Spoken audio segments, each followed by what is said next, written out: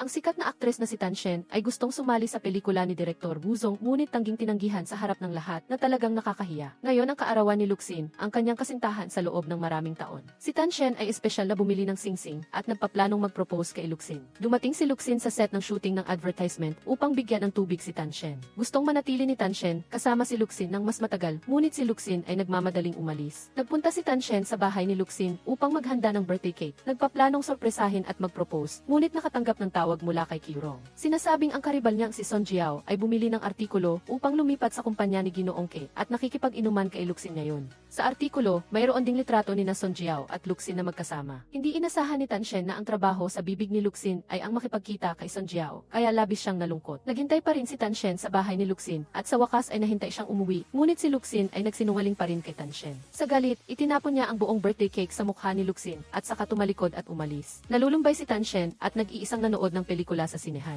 Ang bagong sikat na lalaking mang-aawit na si An Xiaoyu ay dumating din sa parehong sinehan. Nakita niyang humihikbi si Tan Shen habang nanonood ng pelikula, kaya naingayan si An Xiaoyu at hindi na niya makayanan at akmang aalis na siya nang tawagin siya ni Tan Shen. Inakala pa ni Tan Shen na si An Xiaoyu ay isang tagahanga niya at pinilit siyang makipag-selfie. Matapos ang pelikula, umalis si Tan Shen sa sinehan, nakakita ng kumpol ng mga tagahanga at inakala niya mga tagahanga niya iyon. Sinisipa niya si An Xiaoyu dahil binigyan niya ang mga ito ng impormasyon na nanonood siya ng pelikula doon at saka nagmamadaling tumakas. Hindi nakatakbo si An Xiaoyu ng mabilis at natuklasan ng mga tagahanga na sa katunayan ay mga tagahanga ni An Xiaoyu. Kinaumagahan, si Tan Shen ay dumalo sa shooting ng isang programa bilang isang commentator guest. Sa dressing room, nagkataon siyang nakita si An Xiaoyu at inakala niyang sinundan na naman siya nito doon. Nagsimula na ang shooting ng programa at lumabas si An Xiaoyu bilang opening guest. Sa sandaling iyon, nalaman lang ni Tan Shen ang tunay na pagkatao ni An Xiaoyu na siya ang sikat na lalaking mang-aawit kamakailan lamang. Pagkatapos magtanghal ni Son Jiao, hindi nag-atubili si Tan Shen na magkomento na ang pagtatanghal ni Son Jiao ay sobrang tigas at nakakabagot. Sadyang nakipagkita si Luxin kay Tan Shen sa hotel. Nais niyang pakilala si Tan Shen kay Liu Yang, isang bagong artistang pumirma sa kontrata ng kumpanya na kasama ni Tan Shen sa susunod na pelikula. Galit na tumalikod si Tan Shen at umalis, sinunod ni Liu Yang ang sinabi ni Luxin. Hinabol si Tan Shen at sinubukang hawakan ang kanyang kamay. Ang mga paparazzi ay handa na, kinuna ng litrato ang dalawa na nag-aaway na parang lahat ay itinakda. Nagkataong dumating si An Xiaoyu sa hotel na ito upang makipagkita kay Elsa, ang taong namamahala sa kumpanya ng musika, at agad siyang lumapit at hinila si Tan Shen palayo.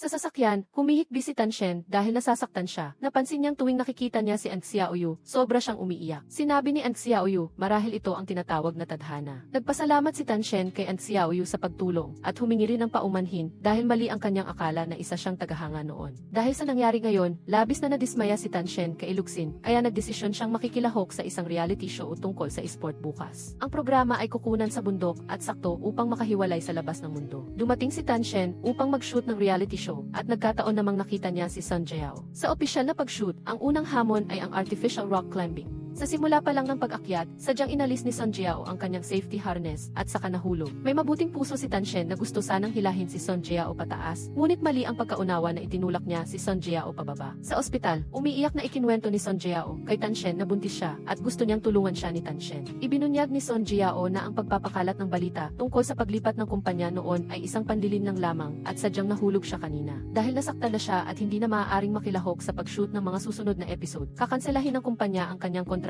bago ang takdang panahon para sa kapakinabangan. Naawa si Tan Shen at pumayag na tumulong, kaya inamin niya sa media na itinulak niya si Son Jiao pababa at labis siyang binatikos ng mga netizen. Ang kaso ng pananakit ni Tan Shen ay lumalala dahil may tendensya si Tan Shen sa karahasan. Maraming tatak ang naghahandang kanselahin ang kanilang kontrata sa kanya. Nag-video call si An Xiaoyu kay Wen Liang na nasa Singapore at pinag-usapan ang tungkol sa pagpirma ng kontrata sa The Music. Pinayuhan ni Wen Liang si An Xiaoyu na huwag magmadali, hintayin siyang bumalik sa bansa at saka na lang pag-usapan. Babalik siya sa bansa sa loob ng isang buwan sa pinakamaaga. Ngunit nang hindi sinasadyang makita ang balita tungkol kina Tan Shen at Son Jiao sa internet, si Wen Liang na nagpaplanong bumalik sa bansa sa loob ng isang buwan ay nag-book ng pinakaunang flight upang makabalik. Kasalukuyan, binoboykot na ng buong internet si Tan Shen. Plano ng kumpanya ni Leike na kanselahin ang kontrata ni Tan Shen. Ngunit ang kontrata ni Tan Shen ay matatapos pa sa loob ng 2 taon. Dahil hindi maaaring kanselahin ang kontrata, nagdesisyon si Leike na i-free si Tan Shen. Nakipagkita si Luxin kay Feng Weiliang, ang bagong artistang pumirma sa kontrata ng kumpanya, at tinanong siya kung ano ang iniisip niya. Ang pangarap ni Feng Weiliang ay balang araw ay malampasan niya si Tan Shen. Ang pahayag na ito ay nagpaalala kay Luxin kay Tanshen. Tiniyak niya na ang kumpanya ay magpaplano ayon sa gusto ni Feng Weiliang. Opisyal na tinatanggap si Feng Weiliang sa Reiki Entertainment Company. Si Tanshen ay nababaliw sa pagkabagod sa bahay, kaya lumabas sila ni Kyurong upang magpahangin. Muli niyang hindi sinasadyang nakita na ang kanyang poster ay pinalitan, kaya nagdesisyon siyang pumunta sa Reiki Company upang humingi ng katarungan.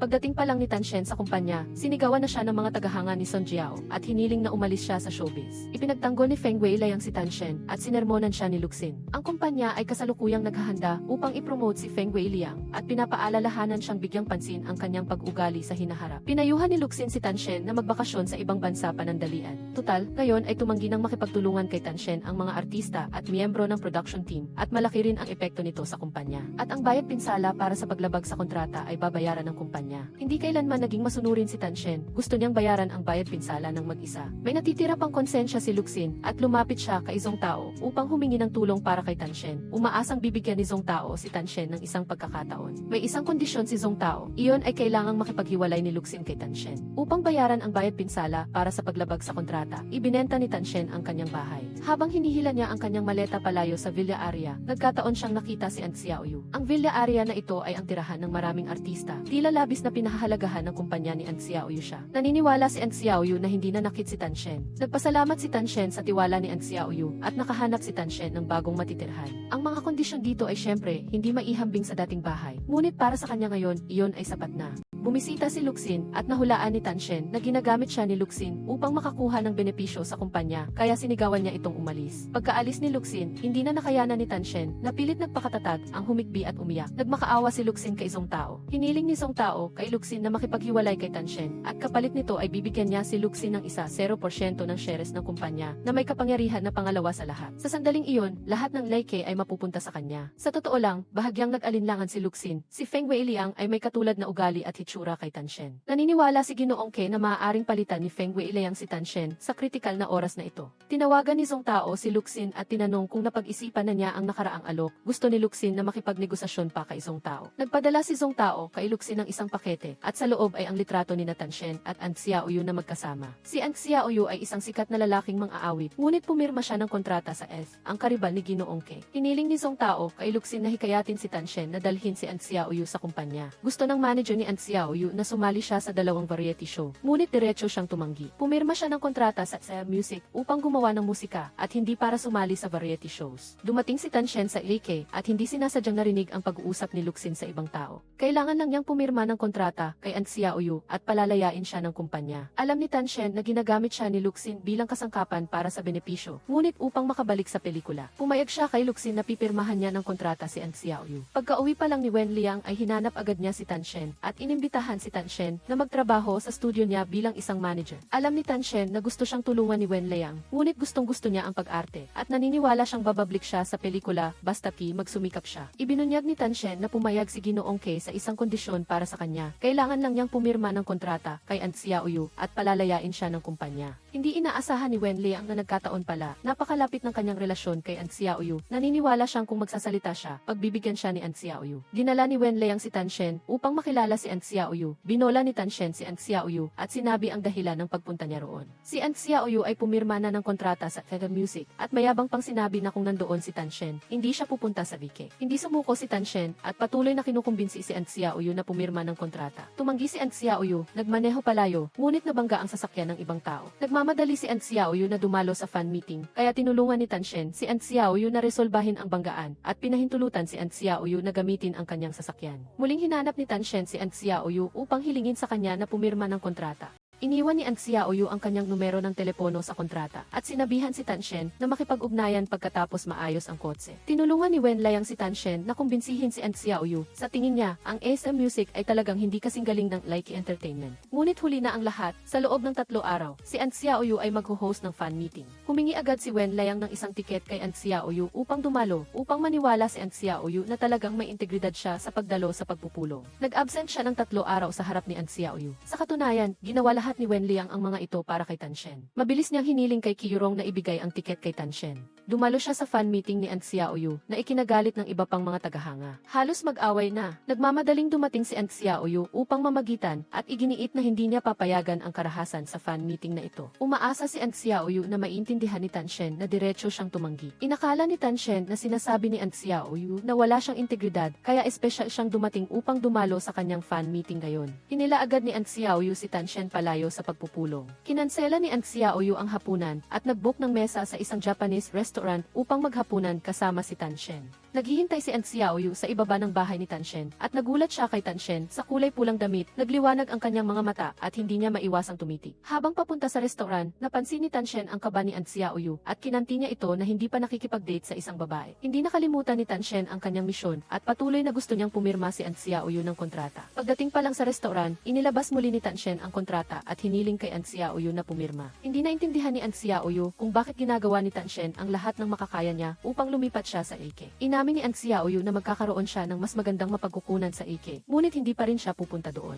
Dahil sa sandaling nabanggit ang Like, si Tan Shen ang naiisip ng mga tao, siya ay parang isang bundok na nakapatong sa ibang mga artista. Pinayuhan ni An Xiaoyu si Tan Shen na kumain ng maayos at huwag nang pag-usapan ang tungkol sa pagpirma ng kontrata. Sa sandaling ito, dalawang entertainment reporter ang pumasok sa silid at kinunan ng litrato ang dalawa. Ang matalino si Tan Shen ay nag-record nito at pinilit silang burahin ang mga litrato. Ngunit ang balita tungkol kina Tan Shen at An Xiaoyu na magkasamang naghahapunan ay pumunta pa rin sa hot search. Nainis si Tan Shen, hindi niya nakumbinsi si An Xiaoyu na pumirma ng kontrata, kundi kinunan pa siya ng dalawang reporter ng mga hindi magagandang litrato. Pinayuhan ni Kyurong si Tan Shen na humingi ng tulong kay Luxin, ngunit tumanggi si Tan Shen. Kung bababaik siya sa kumpanya para humingi ng tulong, nangangahulugan lamang na nabigo ang misyon, kaya hindi siya maaaring humingi ng tulong kay Luxin. Nakipagkita si Wen Liang kay Tan Shen upang magtiya at sinabing ang assistant ni An Xiaoyu ay nagbitiw na at maaaring magtrabaho si Tan Shen bilang assistant niya. Nagulat si Tan Shen, siya ay isang alis na aktres, paanong magiging isang maliit na assistant? Sa tingin ni Wen Liang, ang pinakamahalagang bagay para kay Tan Shen ngayon ay ang pirmahan ng kontrata si An Xiaoyu. Bagaman sigurado siyang hindi ito papayag, kailangan niyang makita ang performance ni Tan Shen. Patuloy siyang tumawag kay An Xiaoyu, ngunit hindi ito sumasagot. Wala nang magawa si Tan Shen, kundi mag-text kay An Xiaoyu at sabihin na naayos na ang sasakyan at magmaneho para palitan ang sasakyan. Lihim na nilagyan ni Tan Shen ng e-tracker ang sasakyan ni An Xiaoyu. Sinundan ito sa set ng advertisement ni An Xiaoyu at nag-apply na maging assistant niya. Nainis si An Xiaoyu nang makita si Tan Shen, galit siyang sinigawan at pinalayas. Hindi sumuko si Tan Shen, maagang nagdala ng soap para kay An Xiaoyu, ngunit kinutya lang siya. Sinubukan ni Tan Shen ang ilang password at sa wakas ay tinulungan siya ni Wen Liang nabuksan ang pinto at makapasok sa bahay ni An Xiaoyu. Umorder pa ng mga sangkap sa pagluluto at naghanda ng pagkain ng mag-isa. Si An Xiaoyu na natutulog sa taas ay nagising sa ingay, bumaba at nakita si Tan Shen, halos masunog na ang kalan, kaya galit siyang nagdeklara na hindi niya kailangan ng assistant at pinalayas siya. Nagtaanggap si Tan Shen ang tawag mula kay Elsa at mabilis siyang pumirma ng kontrata upang maging isang intern assistant ni An Xiaoyu. Galit siya sa bagay na ito at ayaw niyang may kontrobersya na reyna sa kanyang tabi. Ngunit si Tan Shen ay maaaring magbigay ng benepisyo kay An Xiaoyu. Ang balita tungkol sa pagkain nilang dalawa noong nakaraan ay umakyat sa hot search at nakatulong kay An Xiaoyu na makakuha ng kontrata sa advertisement. Maaaring hindi kailangan ni An Xiaoyu ang mga benepisyo na ito, ngunit kailangan ito ng kumpanya. Umaasa si Elsa na si An Xiaoyu ay magtitiis sa loob ng 3 buwan na ito. Tumawag si Luxin at sinabihan si Tan Shen na bumalik sa kumpanya. Agad siyang bumalik at nagkataong nakita niya si Luxin na personal na ginagabayan ang bagong artistang si Feng Weiliang. Kaya bihis sobra siyang nagailt, sinisi si Luxin na sinabing siya ay artista niya. Ngunit gusto ng kumpanya na kanselahin ang kanyang kontrata agad upang humanap ng bago at gumawa ng pangalawang Tan Shen upang palitan siya. Si Tan Shen ay kusang nagmungkahi na makipaghiwalay kay Luxin upang hindi na siya mapilitan ni Zhong Tao at maaari pa siyang mag-promote ng bago. Panalo silang dalawa. Sinabi ni Luxin na ang dahilan ng pakikipaghiwalay ni Tan Shen ay dahil kay An Xiaoyu at sa mga nakaraang matatalik na litrato, at ngayon ay nagtatrabaho pa siya bilang assistant nito. Galit si Tan Shen, sa simula ay pinilit siya ng Like na pirmahan ng kontrata si An Xiaoyu, at ngayon ay sinisiraan pa siya. Sumumpa si Tan Shen na tiyak siyang babablik sa Like, ngunit kailangang magmakaawa ang Like sa kanya na bumalik. Ini-explain ni Tan Shen na magkatrabaho lamang sila ni An Xiaoyu, tulad ni na Luxin at Feng Weiliang. Kung si Luxin at Feng Weiliang ay maaaring maging magkasintahan, sila rin ni An Xiaoyu ay maaari. Pagkatapos magsalita, tumalikod siya at umalis. Alam ni Luxin na palaging matapang si Tan Shen, mula sa tuktok ay nahulog sa kailaliman, awa siya at hindi alam kung paano siya mag-adjust. Habang nakaupo sa sasakyan, naalala ni Tan Shen Shen ang mga magagandang bagay na ginawa ni Luxin para sa kanya, ang mga alaala nila magkasama, sobra siyang nasasaktan at umiiyak. Sinundo ni Tan Shen si An Xiaoyu, nakita niyang namumula ang kanyang mga mata, kaya tiningnan niya ang post ni Tan Shen sa social media tungkol sa pakikipaghiwalay at nagtanong. Ngunit sa oras na ito, hindi maganda ang kalagayan ni Tan Shen at sinabihan niya si An Xiaoyu na huwag siyang kausapin. Hindi mapigilan ni An Xiaoyu na magtanong kung sino ba talaga ang assistant. Nang gabing iyon, hindi makontak ni Wen Liang si Tan Shen, kaya nag-alala siya at tinawagan si An Xiaoyu upang magtanong. Paulit-ulit na sinabi ni An Xiaoyu na walang kinalaman ito sa kanya, ngunit nag-alala pa rin siya, kaya pumunta siya sa mismong lugar. Pinagbuksan ni Tan Shen si An Xiaoyu ng pinto. Ayos lang siya, nalulungkot lang kaya gusto niyang uminom para gumaan ang loob. Balak ni An Xiaoyu na ibalik ang singsing ni Tan Shen na napulot niya sa sinehan.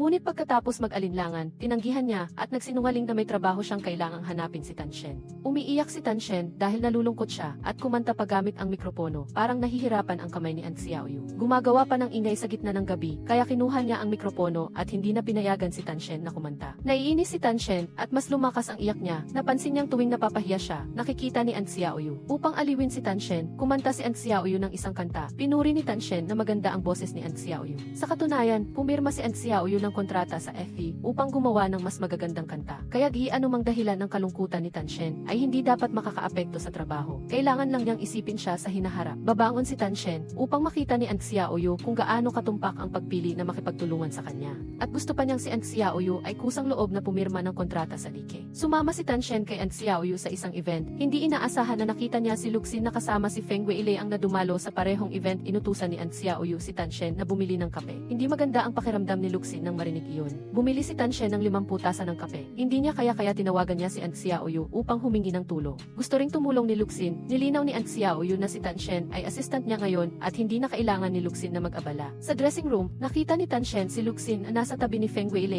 at labis siyang hindi komportable. Ginamit pa ni An Xiaoyu ang pagkakataon upang tuksuhin si Tan Shen at nag-away ang dalawa. Sadyang nanggulo ang host, kaya si Tan Shen ay napaligiran ng mga reporter at napunit ang kanyang damit. Hindi na nakatiis si An Xiaoyu at bumaba sa entablado at hinubad ang kanyang jacket para isuot kay Tan Shen. Mali ang pagkaunawa ni Tan Shen na nakipagsabuatan si An Xiaoyu sa organizer at mga reporter upang sirain siya. Nakita ni An Xiaoyu na galit si Tan Shen, kaya sinabihan niya ang driver na ihatid si Tan Shen pauwi. Hindi pumayag si Tan Shen at tinawagan si Kyurong upang sunduin siya. Ngunit hindi niya alam na sa oras na ito, palihim na kumukuha ng litrato si Kyurong sa kanya at kay An Xiaoyu sa isang tago na sulok. Nagdesisyon ang kumpanya na ibigay ang kanta ni Ginoong Louis kay An Xiaoyu para gamitin at iginiit na dapat ang lahat ay unahin si An Xiaoyu. Planong hanapin ni Ginoong Louis si Direktor Wuzong para pag-usapan ang mga bagay-bagay. Sinabi ni Elsa na si Direktor Wuzong ay naka-business trip at upang bumawi ay papayagan si Ginoong Louis na sumali sa isang reality show. Kinaumagahan, hinanap ni Tan Shen si Elsa. Hiningi sa kanyang ipaliwanag kung bakit niya sinabi sa mga reporter na siya ang assistant ni An Xiaoyu. Nagpanggap si Elsa na inosente at sinabing akala niya ay gusto ni Tan Shen na ipahayag iyon sa buong mundo. Alam ni Tan Shen na ang katotohanan na siya ang assistant ni An Xiaoyu ay malalantad din kalaunan. Ngunit hindi ngayon, ibinunyag ni Tan Shen ang motibo ni Elsa. Ang pagpayag ni Elsa na maging assistant niya si An Xiaoyu ay dahil gusto niyang gamitin si Tan Shen upang mapalaki ang kasikatan ni An Xiaoyu.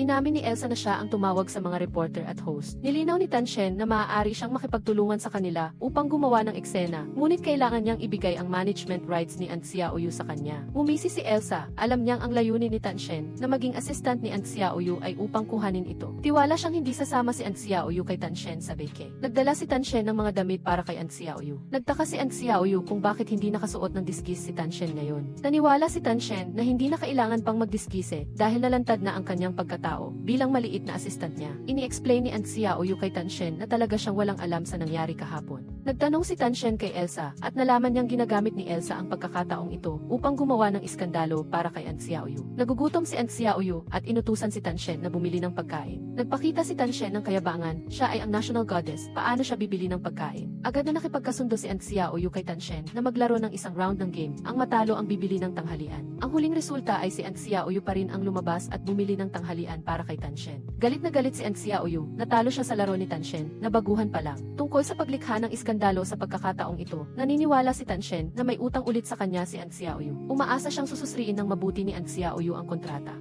Si Tan Shen ay niloko ng isang maliit na empleyado, sadyang inutusan siyang magpadala ng kontrata ng lugar ng performance ni An Xiaoyu. Ngunit hindi niya nilinaw ang address, kaya mali ang ipinadala niya sa lugar. Si Tan Shen ay bumalik na basa sa ulan, at nagkataong narinig niya ang empleyado na nagmamayabang at nangutya sa kanya sa ibang kasamahan. Sa galit, binato niya ng tubig ang mukha nito upang turuan siya ng leksyon. Ang empleyado na iyon ay hindi pumayag at nagpost ng video ni Tan Shen na nagbato ng tubig sa mukha niya sa internal network ng kumpanya. Pinagalitan ni Elsa si Tan Shen na mali pa ang pagpapadala ng kontrata, na lubos na ikinainis niya. Inutusan ni An Xiaoyu si Elsa na lumabas muna at nakita niyang basa si Tan Shen, kaya kinuha niya ang tuwalya at pinunasan ang buhok niya. Sa katunayan, naniniwala siya na hindi si Tan Shen ang tipo ng taong mahilig maghanap ng sisi sa lahat. Nahulog si Tan Shen mula sa itaas. Ngayon, gusto ng lahat na dagdagan pa ang sakit niya. Kailangang bigyan ni An Xiaoyu si Tan Shen ng paliwanag, kaya hinila niya si Tan Shen at hiniling sa kanyang humingi ng tawad sa kasamahan na nabato ng tubig. At kasabay nito ay hiniling din sa kasamahan na humingi ng tawad dahil sa panloloko kay Tan Shen. Nilinaw ni An Xiaoyu na si Tan Shen ay assistant niya at miyembro rin ng SM Music at ito ay pambubuli sa trabaho. Nagpasalamat si Tan Shen kay An Xiaoyu sa pagtatanggol sa kanya. Sa katunayan, hindi lang si Tan Shen ang tinulungan ni An Xiaoyu, kundi ang sarili niya rin. Kung hindi siya tatayo ngayon, magpapatuloy ang mga taong iyon sa pang-iinsulto sa kanyang assistant at hindi nila alam ang kanyang limitasyon. Nag-host si Luxin ng party para sa dalawang direktor na tumulong sa kanya na alisin ang mga negatibong balita tungkol kay Tan Shen at ipinakilala rin si Feng Weiliang. Iginiit ng dalawang direktor na tiyak na malalampasan ni Feng Weiliang si Tan Shen. Pagkatapos, hindi nasiyahan si Feng Weiliang nang magpakita si Luxin ng pagmamaliit kay Tan Shen nang banggitin siya. Gusto niyang makipagkumpetensya ng patas kay Tan Shen at hindi gamitin ang mga maduduming taktika na ito. Sa katunayan, mas gusto ni Luxin na makaganti si Tan Shen kaysa kaninuman. Ngunit mayroon pa siyang mga direktor sa itaas niya at hindi niya magagawa ang gusto niya. Kung hindi lang dahil sa Ileike na nagpo-promote kay Feng Weiliang, hindi niya dinala ito rito ngayon at binalaan si Feng Weiliang na dapat siyang sumunod at makipagtulungan sa plano ng kumpanya. Si Luxin ay naghanap kay An Xiaoyu para makipagtulungan kamakailan. Napansin niya na pinopromote ni Luxin si Feng Weiliang at gustong lumikha ng pangalawang Tan Shen. Ngunit iginiit ni An Xiaoyu na mabibigo sila dahil hindi mapapalitan si Tan Shen. Ginamit ni Tan Shen ang pagkakataong ito upang hikayatin ulit si An Xiaoyu na pumunta sa Ileike. Ini-explain niya na hindi profesional ang Ileike sa musika, ngunit iba ang is. Ang kanilang mga artista ay may sariling estilo at hindi sila maaaring maapektuhan.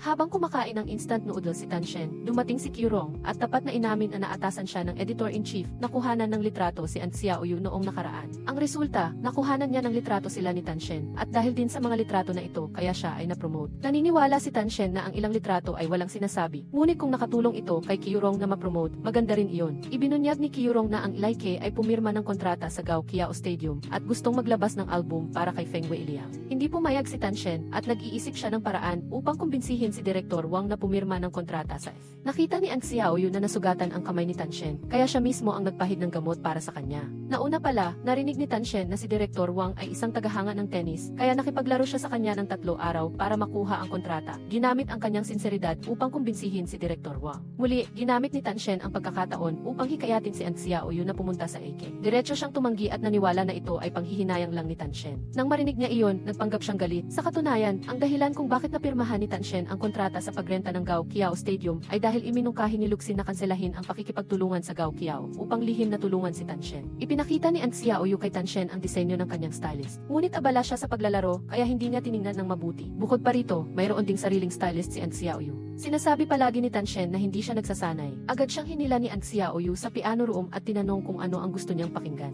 Gustong-gusto ni Tan Shen ang isang kanta noong bata pa siya at kumanta ng ilang linya. Tinuruan ni An Xiaoyu si Tan Shen na magpiano. Dahil sa malapit na pakikipag-ugnayan kay An Xiaoyu ng ganoon, biglang nakaramdam ng paghanga si Tan Shen. Sama-samang nanonood sina Tan Shen at Ginoong Louie ng reality show ni Ginoong Louie. Nakita ni An Xiaoyu na masayang-masaya si Tan Shen sa panonood at nainggit pa sa palabas ng mga bata. Sumulat si An Xiaoyu ng isang bagong kanta at sinabihan si Elsa na gamitin ito para sa kanyang bagong single. Iginiit ni An Xiaoyu na hindi niya gagamitin ang kanta ni Ginoong Louie. Sa tingin niya, ang kantang sinulat ni Ginoong Louie ay dapat siya mismo ang kumanta. Maagang-maaga, tumakbo si Tan Shen sa bahay at tinawag si An Xiaoyu para turuan siyang magsanay. Kahit na nagrereklamo siya, hindi na tinag si Tan Shen. Sa panahon ng konsyerto, kailangan niyang bantayan si An Xiaoyu. Hinanap ni Elsa si Ginoong Louie at kinausap at nilinaw na mas madaling sumikat si An Xiaoyu kung kakantahin niya ang kantang sinulat niya. Kaya pinalungkot si Ginoong Louie. Inaliw ni An Xiaoyu si Ginoong Louie, ang kantang sinulat niya ay may kaluluwa. Matyagang maghintay at magkakaroon siya ng pagkakataon. Ang konsyerto sa susunod na linggo ay isang magandang pagkakataon. Nagpasalamat pa si Ginoong Louie kay Izumo. Siya mismo ang nagsabing gusto niya ang kantang iyon. Sa panahon ng konsyerto, binantayan ni Tan Shen ang lahat ng bagay ni An Xiaoyu. Tinanggalan siya ng karne para maprotektahan ang kanyang boses at pinakain lang siya ng pinakulo ang gulay. Habang siya naman ay umorder ng isang mesa na puro karne na nagpadilaw sa laway ni An Xiaoyu. Nagpadala ang mga tagahanga ng maraming regalo kay An Xiaoyu at hiniling niya kay Tan Shen na buksan para sa kanya. Natakot si Tan Shen nang buksan niya ang regalo at nakakita ng manika na may nakatusok na karayom sa loob. Malapit na ang konsyerto. Sigurado si Tan Shen na ito ay galing kay Antipan at gusto niyang suriin ang impormasyon sa kahon ng regalo. Gayunpaman, si An Xiaoyu ay nasa isang pag-angat at ito ay makakaapekto sa kanyang kaligtasan. Ngunit itinapon na ni Elsa ang kahon at si An Xiaoyu ay nagtanong kay Tan Shen kung nakatanggap din siya ng mga ganitong bagay noon nang binato siya ng buong internet. Hindi kailanman nakatanggap si Tan Shen dahil may tao na nagbubukas ng mga regalo para sa kanya at pagkatapos ay inuuri ang mga ito para sa kanya.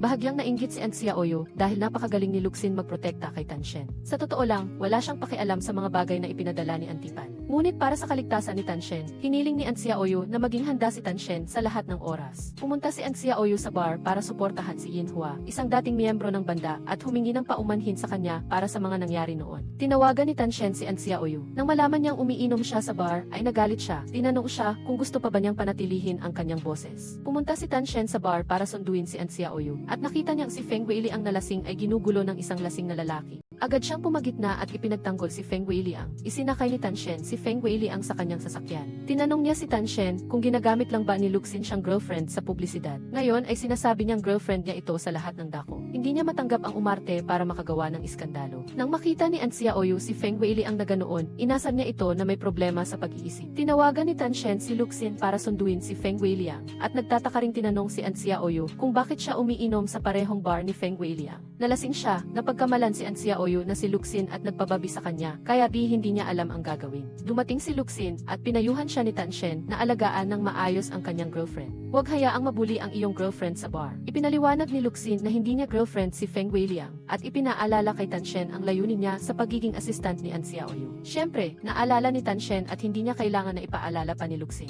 Pauwi, si An Xiaoyu ay nag-aatubiling nagsalita at sinabing na istorbo niya ang pahinga ni Tan Shen dahil sa huli na siyang kailangang sunduin. Hindi natulog ng maaga si Tan Shen, pinag-aaralan niya ang script na ibinigay sa kanya ni Elsa. Sa puntong ito, nalaman ni An Xiaoyu na kinuha ni Elsa ang isang pelikula para sa kanya, ngunit ayaw niyang umarte sa pelikula. Sa konsyerto, sikat na sikat si An Xiaoyu, 3 kanta na ang kinanta niya sa entablado, ngunit ayaw pa ring pababain ng mga tagahanga at gusto pa nilang marinig siyang kumanta. May nagdaya sa inumin, pinainom ni Tan Shen si An Xiaoyu ng tubig sa kalagitnaan ng pagtatanghal. Nasumira sa boses niya at hindi na siya makakanta pa. Hindi maaaring matigil ang konsyerto, kaya pinagsabihan ni Tan Shen si Elsa na ayusin na si Ginoong Louis ang pumalit. Nagtaka si Tan Shen, ang boses ni An Xiaoyu ay ayos lang noong kumakanta pa siya. Bakit bigla siyang hindi makapagsalita? Kaya dinala niya ito sa ospital para magpatingin. Sinuri ng doktor si An Xiaoyu. Ang paunang diagnosis ay may paralysis ang vocal cord, malubhang pinsala, ngunit kailangan pa ring hintayin ang mga resulta ng pagsusuri. Sa panahong ito, mas mabuting huwag gamitin ang boses. Hindi nag-isip ng malalim si Tan Shen. Inakala niya na dulot ito ng labis na pag-ensayo ni An Xiaoyu at inalo siya na magpahinga lang ng maayos at magiging ayos din siya. Masamang pakiramdam si An Xiaoyu. Tinanong niya si Tan Shen kung ano ang ipinainom niya sa kanya noong konsyerto dahil may isang bote na kakaiba ang lasa. Kinuha ni Tan Shen ang tubig mula sa likod ng entablado. Binuksan ito sa harap ni An Xiaoyu. Ngunit ayaw siyang makita ni An Xiaoyu ngayon. Ito ay labis na ikinagalit ni Tan Shen. Inakala niyang pinagdududahan siya ni An Xiaoyu. Hindi umuwi si Tan Shen. Naghintay siya sa labas ng bahay ni An Xiaoyu buong gabi. Lalo pang sumama ang pakiramdam sa lalamunan ni An Xiaoyu. Nagmamadaling dinala siya ni Tan Shen sa ospital para magpa-check up. Nabalitaan ni Luxin na biglang umalis si An Xiaoyu sa konsyerto kagabi. Agad siyang tumawag kay Tan Shen, nagtanong tungkol sa sitwasyon ni An Xiaoyu, at pinaalalahanan si Tan Shen na huwag kalimutan ang kanyang misyon. Ang resulta ng pagsusuri ay nagpakita na nakakain si An Xiaoyu ng ilang pagkain na nagdulot ng pinsala sa vocal cord at mahirap itong gumaling sa maikling panahon. Dahil ang pinsala sa vocal cord ay sanhi ng panlabas na kadahilanan, dulot ng problema sa pagkain.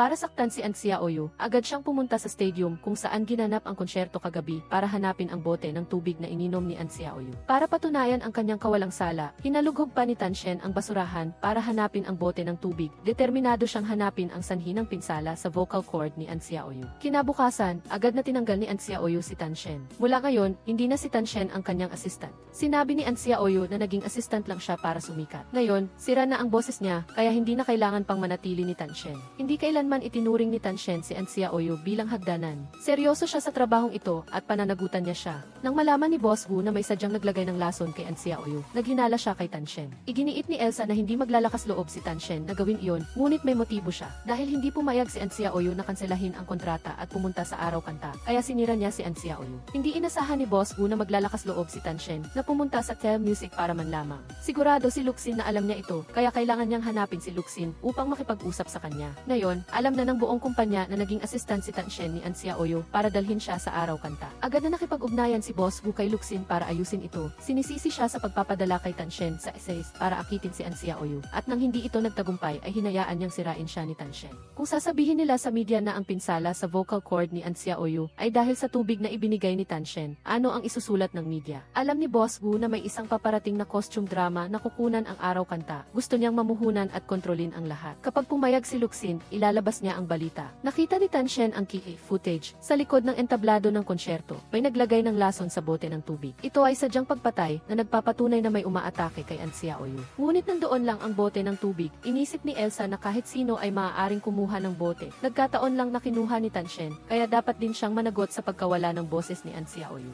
Nagsumbong na si Tan Shen sa pulisya, ngunit tumuto sina Boss Wu at Elsa sa pag-ulat sa pulisya dahil sa takot na maapektuhan ang kumpanya, at sinabi kay Elsa na sabihin sa pulisya na ito ay isang hindi pagkakaunawaan. Dahil may sadyang naglagay ng lason, si Tan Shen ay napawalang sala. Sa totoo lang, hindi kailanman naghinala si An Xiaoyu na si Tan Shen ang naglason, ngunit totoo na nagpabaya siya sa kanyang trabaho. Bumili si Tan Shen ng almusal at sunduin si An Xiaoyu para magtrabaho, at nagpakita siya ng kalamigan at pinayuhan si Tan Shen na huwag mag-aksaya ng oras at lakas. Hindi sumuko si Tan Shen, patuloy siyang nagpumilit na ihatid si An Xiaoyu sa trabaho. Nag-aatubili siyang sumakay sa sasakyan ni Tan Shen. Ang boses ni An Xiaoyu ay labis na nasira. Tinanong ni Boss Wu si Tan Shen kung ano ang gagawin niya sa susunod. Sa puntong ito, nakatanggap si Boss Wu ng mensahe mula kay Luxin. Pumayag si Luxin sa kanyang kahilingan. Agad na ipinahayag ni Boss Wu sa labas na si An Xiaoyu ay nagkasakit dahil sa labis na pag-ensayo. Kaya siya nilagnat at umalis sa konsyerto sa kalagitnaan, at nagbabala na huwag nang babanggitin ang tungkol sa kanyang boses. Ang vocal cord ni An Xiaoyu ay nasira, at kung kakanta pa siya ng ilang minuto, hindi na niya kayang tiisin ang sakit. Hindi niya talaga matanggap ang katotohanan ito. Araw-araw naghihintay si Tan Shen sa labas ng bahay ni An Xiaoyu hanggang sa tanggapin siya nito. Hindi nagkukunwari si Tan Shen sa paggawa nito, kundi dahil sa konsensya at gusto niyang makabawi. May nagsekretong kumuha ng litrato ni An Xiaoyu. Si Tan Shen na mainitin ang ulo ay sumugod at inagaw ang kamera ng taong iyon. Narinig ni An Xiaoyu ang ingay at lumabas ng bahay. Nang malaman niya ang nangyari, nagkunwari siyang walang pakialam. Hinanap ni Luxin si Tan Shen, umaasa na babalik siya sa araw kanta at huwag na siyang mag-alala pa kay An Xiaoyu. Kung tutuusin, sira na ang boses ni An Xiaoyu. Alam ni Tan Shen na ang tanging daan niya ay pumirma ng kontrata kay An Xiaoyu, kaya kailangan niyang manatili sa tabi niya. Nagselos si Luxin at tinanong si Tan Shen kung nagugustuhan na ba niya si An Xiaoyu dahil nasa tabi siya nito. Nagalit si Tan Shen, nagsisikap siyang manatili sa araw kanta. Walang kinalaman dito ang personal na damdamin. Dinala ni Luxin si Feng Weiliang sa press conference ng paglulunsad ng bagong pelikula. Nagkunwari silang nagde-date para gumawa ng iskandalo. Hinanap ni Ginoong Louis si Elsa. Nagkunwari siyang nag-aalala kay An Xiaoyu. Ngunit wala nang isang linggo ang nalalabi para sa pangalawang konsyerto. Lubhang nasira ang boses ni An Xiaoyu at hindi ito makakabawi sa maikling panahon. Nagtaka si Elsa kung bakit alam ito ni Ginoong Louis. Sinabi ni Ginoong Louis na nakita niya nang hindi sinasadya ang medical record ni An Xiaoyu. Bukod kay An Xiaoyu, si Ginoong Louis lang ang pinakasikat na tao sa kumpanya. Sinabihan ni Elsa si An Xiaoyu na samantalahin ang pagkakataon. Kung talagang hindi makakabawi ang kanyang boses, ang mga schedule na orihinal na para sa kanya ngayon ay kay Ginoong Louis na lahat. Biglang naging paborito ng kumpanya, si Ginoong Louis ay masaya at nag-aalala. Lumalabas na ang lahat ay inayos ni Zumo para tulungan si Ginoong Louis na bawiin ang nararapat sa kanya. Si Feng Weiliang ay malungkot at umiinom. Hindi siya nasiyahan na ginagamit siya ni Luxin upang lumikha ng iskandalo ng pag-ibig. Alam niya na maraming ginawa si Luxin para kay Tan Shen. Tinanong niya kung handa ba siyang hayaan si Tan Shen na magkamali ng pagkakaintindi sa ganoong paraan. Ayaw ni Feng Weiliang na hanapin ni Luxin ang anino ni Tan Shen sa kanya. Ayaw niyang maging pangalawang Tan Shen, gusto lang niyang maging sarili niya.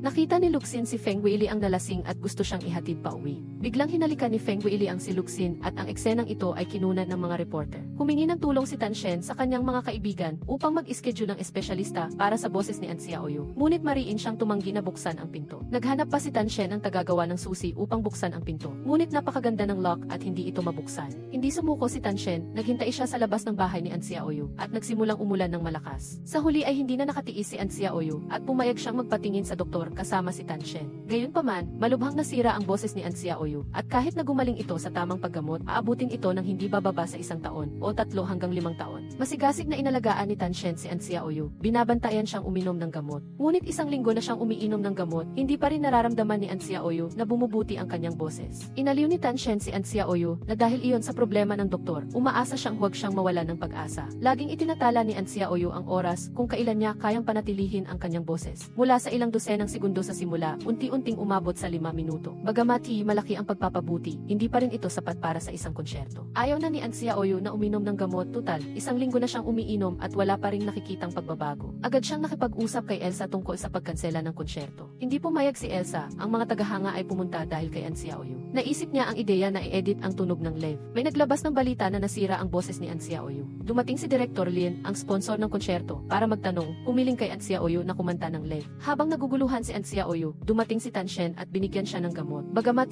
fan siya ni Tan Shen, hindi pa rin nakalimutan ni Director Lin ang dahilan ng kanyang pagpunta. Gusto niyang marinig si An Xiaoyu na kumanta. Ipinaliwanag ni Tan Shen na si An Xiaoyu ay napakapihikan sa kapaligiran ng pagkanta at sinabihan si Director Lin na pumunta at manood ng konsyerto. Narinig ni Director Lin na may nagsabing sigurado na sira ang boses ni An Xiaoyu, kaya nag-alala siya at nagtanong. Upang ipakita ang katapatan, sinunod ni Elsa ang kanyang kagustuhan at nag-schedule ng isa pang araw para imbitahan si Director Lin na maghapunan kasama si Tan Shen at sa ganoong paraan ay nakakuha sila ng karagdagang oras. Nalulungkot si An Xiaoyu at pumunta sa bar ni Yinhua para uminom. Nakita ni Yinhua na hindi maganda ang pakiramdam ni An Xiaoyu at nang tumawag si Tan Shen, sinabi niya sa kanya ang lokasyon niya at pagkatapos ay inakay niya si An Xiaoyu sa isang pribadong silid. Dumating si Tan Shen sa bar para sunduin si An Xiaoyu. Nakita siyang nakabaluktot sa sofa. Masakit ang puso niya, ngunit hindi pa rin nakalimutan na pagalitan siya sa pag-inom ng hindi inaalala ang kanyang lalamunan. Ayaw ni An Xiaoyu na marinig si Tan Shen na nagmamaktol at hindi sinasadyang nahulog sa ibabaw ni Tan Shen. Nakita niya ang walang pag-asa na itsura ni An Xiaoyu at labis siyang nasaktan. Pinayuhan niya na marami pang nagmamahal sa kanya ang naghihintay at kung gagawin niya ito, paano naman ang mga tagahanga na iyon?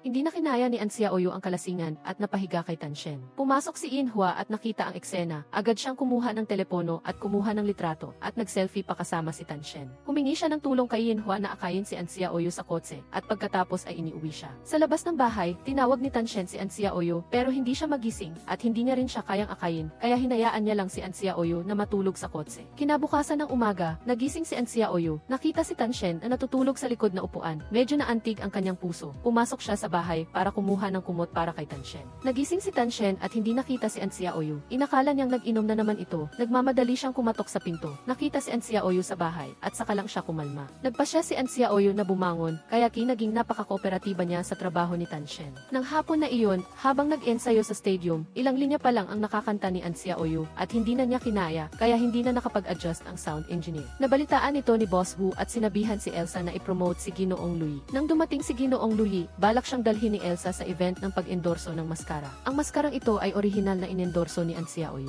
Nagulat si Feng Weiliang nang makita niyang hindi si An Xiaoyu ang dumating. Si Tan Shen ay nakikipag-dinner kay Director Lin at paulit-ulit siyang inalok ni Director Lin ng inumin. Hindi siya naglakas loob na magpakita ng kawalang galang, kaya napilitan siyang uminom ng marami. Sinamantala ni Director Lin ang pagkakataon na hawakan si Tan Shen, ngunit nakahanap siya ng paraan upang maiwasan. Naiinis si Director Lin pagkatapos kumain, paglabas niya ng hotel, si Tan Shen na lasing ay nakaramdam ng matinding pagkadismaya. Napansin ni Elsa ang masamang intensyon ni Director Lin kay Tan Shen. Sadyang hinayaan niya si Tan Shen na ihatid si Director Lin pauwi. Hinila ni Director Lin si Tan Shen papasok sa kotse at nagkataon namang nakita sila ni Luxin at Feng Weiliang. Nagmamadaling hinila ni Feng Weiliang si Tan Shen pabalik. Hindi hinayaan si Director Lin na gawin ang masamang balak. Inasar ni Luxin si Tan Shen na napariwara na siya at kailangan pang mag-entertain ng mga sponsor. Ngunit nang makita niya ang kalagayan ni Tan Shen, hindi niya napigilan ang mag-alala at gusto niya siyang ihatid pauwi. Tinanggihan ni Tan Shen ang pag-aalala ni Luxin at sumakay siya ng taxi pauwi. Pag-uwi niya, nakatanggap si Tan Shen ng mensahe mula kay Feng Weiliang. Sinabi na dinala ni Elsa si Ginoong Louie para dumalo sa event ng pag-endorso ng maskara na dapat ay kay An Xiaoyu. Tinanong ni Tan Shen si An Xiaoyu kung ano ang nangyayari. Sa puntong ito, nag-aalala naman si An Xiaoyu na nagtago si Tan Shen ng pag-entertain sa sponsor. At sa wakas ay inamin na niya na assistant niya si Tan Shen. Bumuti na ang boses ni An Xiaoyu at gusto niyang kantahan si Tan Shen. Ngunit nang kukunin na niya ang gitara, nakatulog na si Tan Shen. Binuhat ni An Xiaoyu si Tan Shen pabalik sa silid at hinalikan siya sa noo. Hinanap ni Tan Shen si Elsa para ipaglaban ang hustisya tungkol sa endorsement ng maskara. Sinabi ni Elsa na hindi makakakanta si An Xiaoyu sa ngayon, kaya hayaan muna si Ginoong Louie ang mag-perform. Bukod pa rito, nakita rin ng producer na mas bagay si Ginoong Louie. Ito ay desisyon ng kumpanya. Pinagsabihan si An Xiaoyu na mag-alala kung makakakanta pa ba ang kanyang boses sa konsyerto. Pagkagising mula sa kalasingan, hindi na maalala ni Tan Shen ang nangyari kagabi, ngunit naaalala pa rin niya na inagaw kay An Xiaoyu ang kontrata ng endorsement ng maskara. Nagtiwala si An Xiaoyu kay Elsa, tutal, palagi siyang naghahanap ng paraan para tulungan siya. Inilahad ni Tan Shen na gusto lang ni Elsa na matuloy ang konsyerto at hindi niya hinahanap ang paraan para maibalik ang boses ni An Xiaoyu. Masamang pakiramdam ni Tan Shen na susukuan ni Elsa si An Xiaoyu. 2 araw na lang bago ang konsyerto, paano kung hindi pa gumaling ang boses ni An Xiaoyu? Ngunit mabilis niyang inaliw si An Xiaoyu na mayroon pa silang 2 araw, tiyak na may paraan. Ngayon na ang araw ng konsyerto. Ang kondisyon ni An Xiaoyu ay kaya lang niyang kumanta ng 2 kanta, kaya iminungkahi niya kay Elsa na si Ginoong Luyi ang kumanta sa natitirang bahagi. Hindi pumayag si Elsa, hiniling niya kay An Xiaoyu na mag-lip-sync. Siya ay isang profesional na mang-aawit kaya mariin siyang tumutol sa pag-lip-sync. Pinaalalahanan ni Elsa si An Xiaoyu na kung hindi siya magli-lip-sync at lalabag sa kontrata, kailangan niyang magbayad ng 50 milyong yuan na danyos. Maliban kung makapagbigay si An Xiaoyu ng 50 milyong yuan, papayag siyang magpahinga ito. Wala nang atrasan si An Xiaoyu, kaya napilitan siyang pumayag na mag-lip-sync. Umakyat si An Xiaoyu sa entablado at mahusay siyang nagtanghal. Nagtaka si Ginoong Luyi, sinabi ni An Xiaoyu na hindi maganda ang kanyang boses noon, ngunit ngayon ay nakakakanta na siya. Nagduda siya at pumunta sa likod ng entablado. Laking gulat niya nang matuklasan na nagli-lip-sync siya. Hindi nasisiyahan si Ginoong Luyi nang nakikipag-ugnayan siya kay An Xiaoyu sa entablado. Sinasadya niyang ibinagsak ang mic ni An Xiaoyu na ikinabunyag ang kanyang pagli-lip-sync. Nagkagulo ang mga manonood, labis na nadismaya ang mga tagahanga. Naghinala si Tan Shen na sinadya ni Ginoong Luyi na ibagsak ang mic ni An Xiaoyu. Ngunit huli na ang lahat, alam na ng mga tagahanga na nagli-lip-sync si An Xiaoyu. Mabilis na kumalat ang balita sa Weibo, lahat ng social media platform ay pinag-uusapan ang pagli-lip-sync ni An Xiaoyu. Tinanong ni Tan Shen si Elsa kung paano niya planong hawakan ang sitwasyon ni An Xiaoyu. Nag-aalala siya na susukuan na siya ni Elsa. Sinabi ni Elsa na maraming kontrata ng endorsement si An Xiaoyu at hindi siya kayang sukuan ng kumpanya. Kinuwestiyon ni Zumo si Ginoong Luyi kung sinadya ba niyang ibagsak ang mic ni An Xiaoyu. Hindi siya nasisiyahan, ang lahat ay nag-aalala at nagmamahal kay An Xiaoyu. Walang nagmamalasakit sa kanyang damdamin.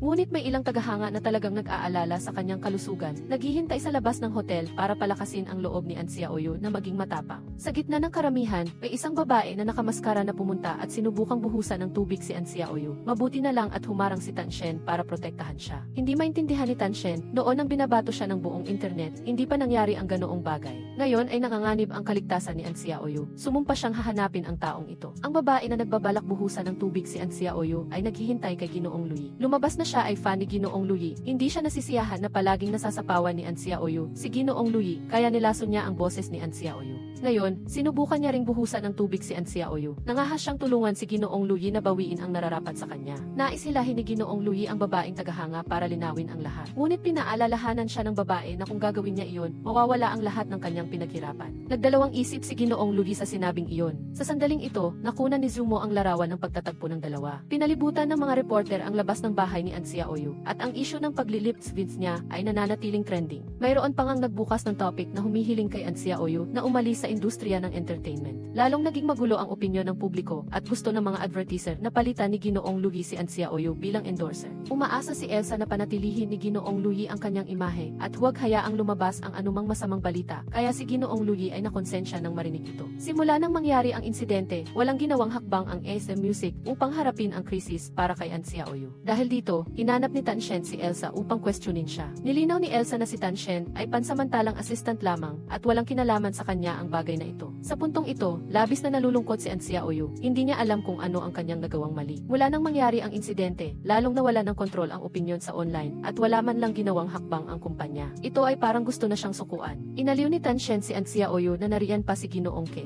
Alam niya iyon, ngunit sa kasalukuyang kalagayan niya, tiyak na hindi siya tatanggapin ni Ginoong K. Palaging daladala ni Tan Shen ang kontrata ni Ginoong K at ibinigay kay An Xiaoyu para pirmahan. Ipadadala niya ang kontrata doon bukas ng umaga at pagkatapos na malagyan ng selyo ay magiging epektibo na ito. Kinabukasan ng umaga, pumunta si Tan Shen kay Ginoong K para hanapin si Luxin. Masyado siyang naging simple, tutal, sira na ang boses ni An Xiaoyu at hindi na makakakanta. May iskandalo pa ng pagli-lip-sync, kaya wala nang saysay ang pagpirma ng kontrata kay An Xiaoyu. Wala nang halaga ang kontratang ito. Naintindihan ni Tan Shen, tila sa simula pa lang ayaw na ng kumpanya na bumalik siya. Kaya, naghihinala siya na si Ginoong K ang nagpadala ng tao para sirain ang boses ni An Xiaoyu upang hindi na siya makatagal pa sa industriya ng entertainment. Pinunit ni Tan Shen ang kontrata sa harap ni Luxin at naghanda na siyang umalis. Iginiit ni Luxin na may gusto na si Tan Shen kay An Xiaoyu. Sabi ni Tan Shen na wala itong kinalaman sa kanya, tutal naghiwalay na sila at ngayon ay kanya-kanya na silang buhay. Binara ng mga reporter ang labas ng bahay ni An Xiaoyu. Tinawagan ni Tan Shen ang pamamahala ng gusali para paalisin sila. Naglabas ang 8 Continents magazine ng eksklusibong balita, nilaso ng iba ang boses ni An Xiaoyu. Nag-alala si Ginoong Luyi nang marinig ito. Nang marinig niyang si Tan Shen ang gumawa, agad siyang gumaan ang pakiramdam, at mas gusto niya pang maging assistant siya. Ngunit diretsong tumanggi si Tan Shen. Agad na pinaalalahanan ni Ginoong Luyi si Tan Shen na huwag siyang manood ng Weibo at entertainment news pagka-uwi. Hindi pa rin nakatiis si Tan Shen, at nakita niyang ang lahat ng hot search ay pinag-uusapan ang paglaso niya kay An Xiaoyu. Agad na lumipat ang opinyon ng publiko sa pakikiramay kay An Xiaoyu. Si Tan Shen ay muling nasa gitna ng kontrobersya. Bagamat hindi sinisisi ni An Xiaoyu si Tan Shen, hindi pa rin niya mapatawad ang sarili. Tutal, nagpabaya siya sa kanyang trabaho, at lahat ito ay kasalanan niya. Iniwan ni Tan Shen ang schedule ng trabaho ni An Xiaoyu para sa susunod na ilang araw at tahimik na umalis. Tinawagan ni Feng Weili ang si Tan Shen dahil lumipat na ang opinyon ng publiko kay Tan Shen. Pinayuhan niya itong lumabas para mag-relax. Si An Xiaoyu at Ginoong Luyi ay magkasamang dumalo sa isang event ngayon ay naging backup singer na siya ni Ginoong Luyi. Ang lugar ay puno ng mga tagahanga ni Ginoong Luyi at sinisigawan nila siya. Mahirap tanggapin ni An Xiaoyu ang pagkakaibang ito. Nagpasya si An Xiaoyu na tanggihan ang lahat ng pagtatanghal. Pinaalalahanan ni Elsa si An Xiaoyu na ayon sa kontrata, kailangan niyang magbayad ng 20 milyong yuan na danyos at pinili ni An Xiaoyu na labagin ang kontrata. Kailangang maging responsable sa entablado, ngunit ang kanyang kasalukuyang boses ay hindi makakakanta at hindi rin niya kayang lampasan ang sarili. Pagkatapos malaman ng tatay ni An Xiaoyu na sangkot ang kanyang anak sa isang kaso at may maraming utang, nagtanong siya. Dati, nang sikat pa si An Xiaoyu, baka hindi siya nag-aalala, ngunit ngayon kailangan niyang makialam. Nagpasya siyang bayaran ang 20 milyong yuan na danyos para sa paglabag sa kontrata ni An Xiaoyu, sa kondisyon na magdaos siya ng press conference at ipahayag ang kanyang tuluyang pag-alis sa industriya ng entertainment. Hindi niya hiniling kay An Xiaoyu na sumagot agad, binigyan niya ito ng oras para mag-isip. Labis na nalungkot si An Xiaoyu pagkatapos marinig ito. Mahal na mahal niya ang pagkanta, ngunit ngayon ay kailangan niyang talikuran ang lahat. Inimbitahan ni An Xiaoyu si Tan Shen sa Star Square. Tiningnan ang mga kabataan na nag-skate sa plaza. Naalala ni Tan Shen ang kanyang unang pag-arte sa pelikula. Wala siyang anumang bagay noon at kahit na mahirap, napakasaya talaga. Gustong-gusto ni Tan Shen na bumalik sa mga panahong alam lang niyang umarte. Nagpasalamat si An Xiaoyu kay Tan Shen sa pagbabahagi ng kanyang damdamin sa kanya. Hinanap ni An Xiaoyu ang kanyang ama at pumayag na umuwi para magdaos ng press conference. Nagpapahayag na tuluyan na siyang aalis sa industriya ng entertainment. Ngunit mayroon siyang isang kondisyon, alam niyang kakilala ng kanyang ama si Bostang ni Ginoong K at hiniling niya sa kanyang ama na gawin ang lahat ng paraan para makabalik si Tan Shen sa araw kanta at umarte sa pelikula. Ang A-Star Music ay tuluyang sumuko kay An Xiaoyu. Gustong bawiin ang kondo na inilaan para sa kanya. Labis na nagalit si Tan Shen, sinisisi si Elsa na wala siyang ginawang hakbang sa paghawak ng krisis para kay An Xiaoyu, at ngayon ay basta na lang niya sasabihin na sumuko na. Nilinaw ni Elsa na ipinopromote na ng kumpanya si Ginoong Luyi at gusto niyang maging assistant siya ni Ginoong Luyi. Hindi pwedeng maging assistant ni Ginoong Luyi si Tan Shen. May dahilan kung bakit siya naging assistant ni An Xiaoyu noon. Agad na inutusan ni Elsa si Tan Shen na linisin ang apartment ni An Xiaoyu. Kailangan niyang umalis sa loob ng isang araw. Pag-uwi ni Tan Shen, hindi niya makontak si An Xiaoyu, kaya siya na lang ang naglinis ng mga personal na gamit ni An Xiaoyu. Pagkatapos, humingi siya ng tulong kay Ki Uyong. Hinanap ni An Xiaoyu si Wen Liang at sinabi na hindi na siya magpapatuloy sa pagkanta sa mga darating na taon. Araw-araw, si Luxin ay kasama si Feng Weiliang sa kanyang mga schedule at tila unti-unti siyang nagugustuhan ni Feng Weiliang. Ngayon, habang natutulog si Luxin, lihim niyang hinawakan ang ilong nito at hindi napigilan ang humalik sa kanya ng patago. Sa kanyang pag-aantok, inakala ni Luxin na si Tan Shen iyon at tinawag niya ang pangalan nito. Labis na nasaktan si Feng Weiliang nang marinig ito. Nabalitaan ni Tan Shen kay Wen Liang na si An Xiaoyu ay nasa kanyang bayan, ang Anyuan Town, at agad siyang sumakay ng bus papunta roon. Sa set ni Wen Liang, nakita niya si An Xiaoyu na gustong kumain ng ice cream, kaya pinigilan niya dahil nagpapagaling pa ang kanyang boses. Huwag kumain ng sobrang lamig na pagkain at sinisi mo pa ako sa pagpunta rito ng walang paalam. Napakatindi ng kompetisyon ngayon, mabilis kang makakalimutan kung mawawala ka ng isang buwan. Dahil sa pagmamadali ni Tiet Gided, nakalimutan niyang mag-book ng matutuluyan. Gusto ni A. Glantz na ayusin na sa kanyang hotel room si Tiet Gided. Tumutol si Anju. Puno ng mga tao mula sa film crew ang hotel at baka masikreto siyang kunan ng litrato si Tiet Gided. Hindi pwedeng matulog sa kalye si Tiet Gided, kaya dinala siya ni Anju sa kanyang lumang bahay. Napansin ni Tiet Gided na maraming larawan sa dingding. Ipinaliwanag ni Anju na sila ang kanyang mga unang tagahanga. Noong panahong iyon, nagtatrabaho siya bilang part-time sa tindahan ng kanyang lola.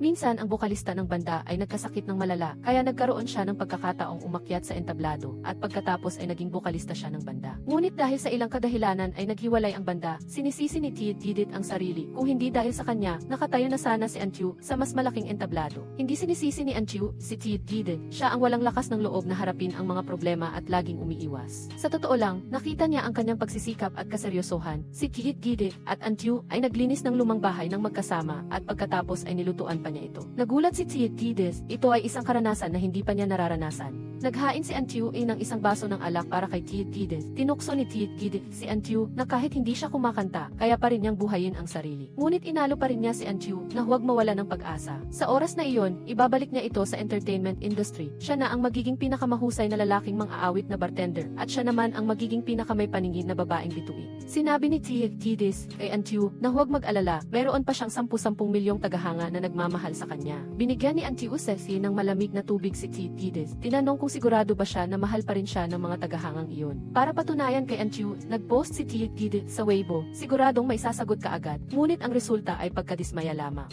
Nang makita ni Antyu si Tiyukides na malungkot, nagmadali siyang umalo, hindi mahalaga ang mga taong nanakit at nagtaksil sa kanya. Inalalayan ni Antyu si Tiyukides na lasing papunta sa silid para magpahinga. Ayaw ni Tiyukides na matulog si Antyu sa kama, pinatulog siya nito sa sahig, kaya umakyat siya sa kama para makipagtalo kay Antyu. Dahil sa pagiging malapit ng dalawa, bahagyang nakaramdam si Antyu ng pagkabigla, kaya itinulak niya si Tiyukides at nagmamadaling tumalon pababa sa kama. Sina Vang Svigvenju at Nidi Faye ay napakapopular ngayon, madalas silang magkasamang dumalo sa mga kaganapan. Nakatanggap si Ivan Svigvenju ng malaking bungkos ng bulaklak na walang pangalan ng nagpadala, hula niya ay galing kay Teddy. Si Kahudong ay nag-interview kay Idan Svigland. Napansin niya na siya ngayon ay napakakahawi kay Tide. Hindi natuwa si Idan Svigland. Ayaw niyang sabihin ng ibang tao na siya ang pangalawang Tide. Siya ay siya, hindi siya pamalit sa kahit sino. Kinabukasan, nagising si Tide at nakita niya na siya at si Antyu ay natutulog sa iisang kama, kaya sumigaw siya. Pagkatapos ay tinukso si Antyu na baka natatakot siya sa dilim kaya umakyat siya sa kama bandang hating gabi. Medyo nahiya si Antyu, hiniling niya kay Tide na umalis ngayong araw. Hindi umalis si Tide, kung aalis man siya,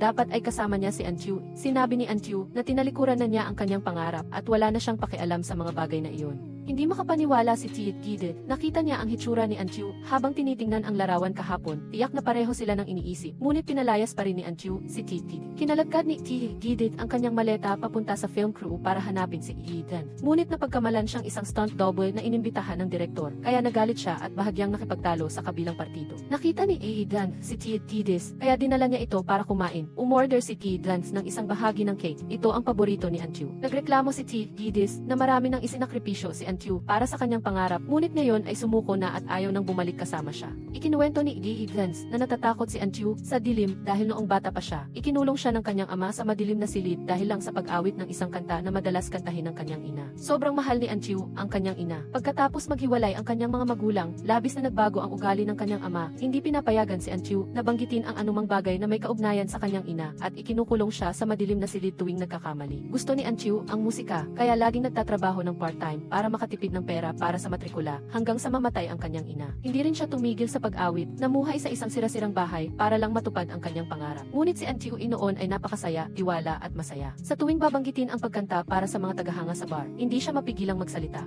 Ang isang taong tulad niyan ay tiyak na hindi susuko. Ibinigay ni Dango ang susi ng bahay ni Antyu kay Tiyukides. Humingi ng tulong sa kanya na hanapin muli ang dating Antyu na puno ng kumpiyansa. Bumalik si Tiyukides, pinaalalahanan si Antyu na huwag siyang paalisin. Gusto ni Tiyukides na ayusin muli ang bahay. Ngunit tumutol si Antyu. Nakita ni Tiyukides ang kanta sa kamay ni Antyu at medyo nagtataka. Ipinaliwanag niya na ito ay isang kantang isinulat niya para sa mga tagahanga na gusto niyang kantahin sa F. Ngunit sinabi ng lugar na hindi ito angkop sa merkado. Sa huli ay ang kanta pa rin ni Nidiski ang ginamit. Hinikayat ni Tiyukides si Antyu na nagsikap at nag-alay siya sa kabila ng pagtutol ng lahat at hindi mawawala ang kanyang halaga dahil lang sa pagtanggi ng ilang tao. Nakipag-usap ang pinuno ng departamento kay Kahudong, pinuri ang kanyang artikulo sa panayam kay Idan Svigland na napakahusay. Nagkataon na ang editor-in-chief na si Glanview ay umalis patungong Amerika upang mag-aral at nagpa siya ang lupon ng mga direktor na itatalaga siya bilang editor-in-chief. Labis na nagulat si Kahudong, nangako sa pinuno ng departamento na magsisikap pa siya ng husto at hindi niya bibigyan ang mga inaasahan ng lahat. Espesyal na hinintay ni Ivan Svigland si Didiki sa basement ng parking lot sa ilalim ng kanyang bahay at kinuwestiyon kung bakit siya umiiwas sa kanya. Walang alinlangang sinabi ni Didiki na ang damdamin ay usapin ng dalawang tao. Sa totoo lang, naiisip pa rin niya si Tiyukides at pagkatapos ay mabilis na sinabihan ang kanyang sekretarya na ihatid si Idan Svigland.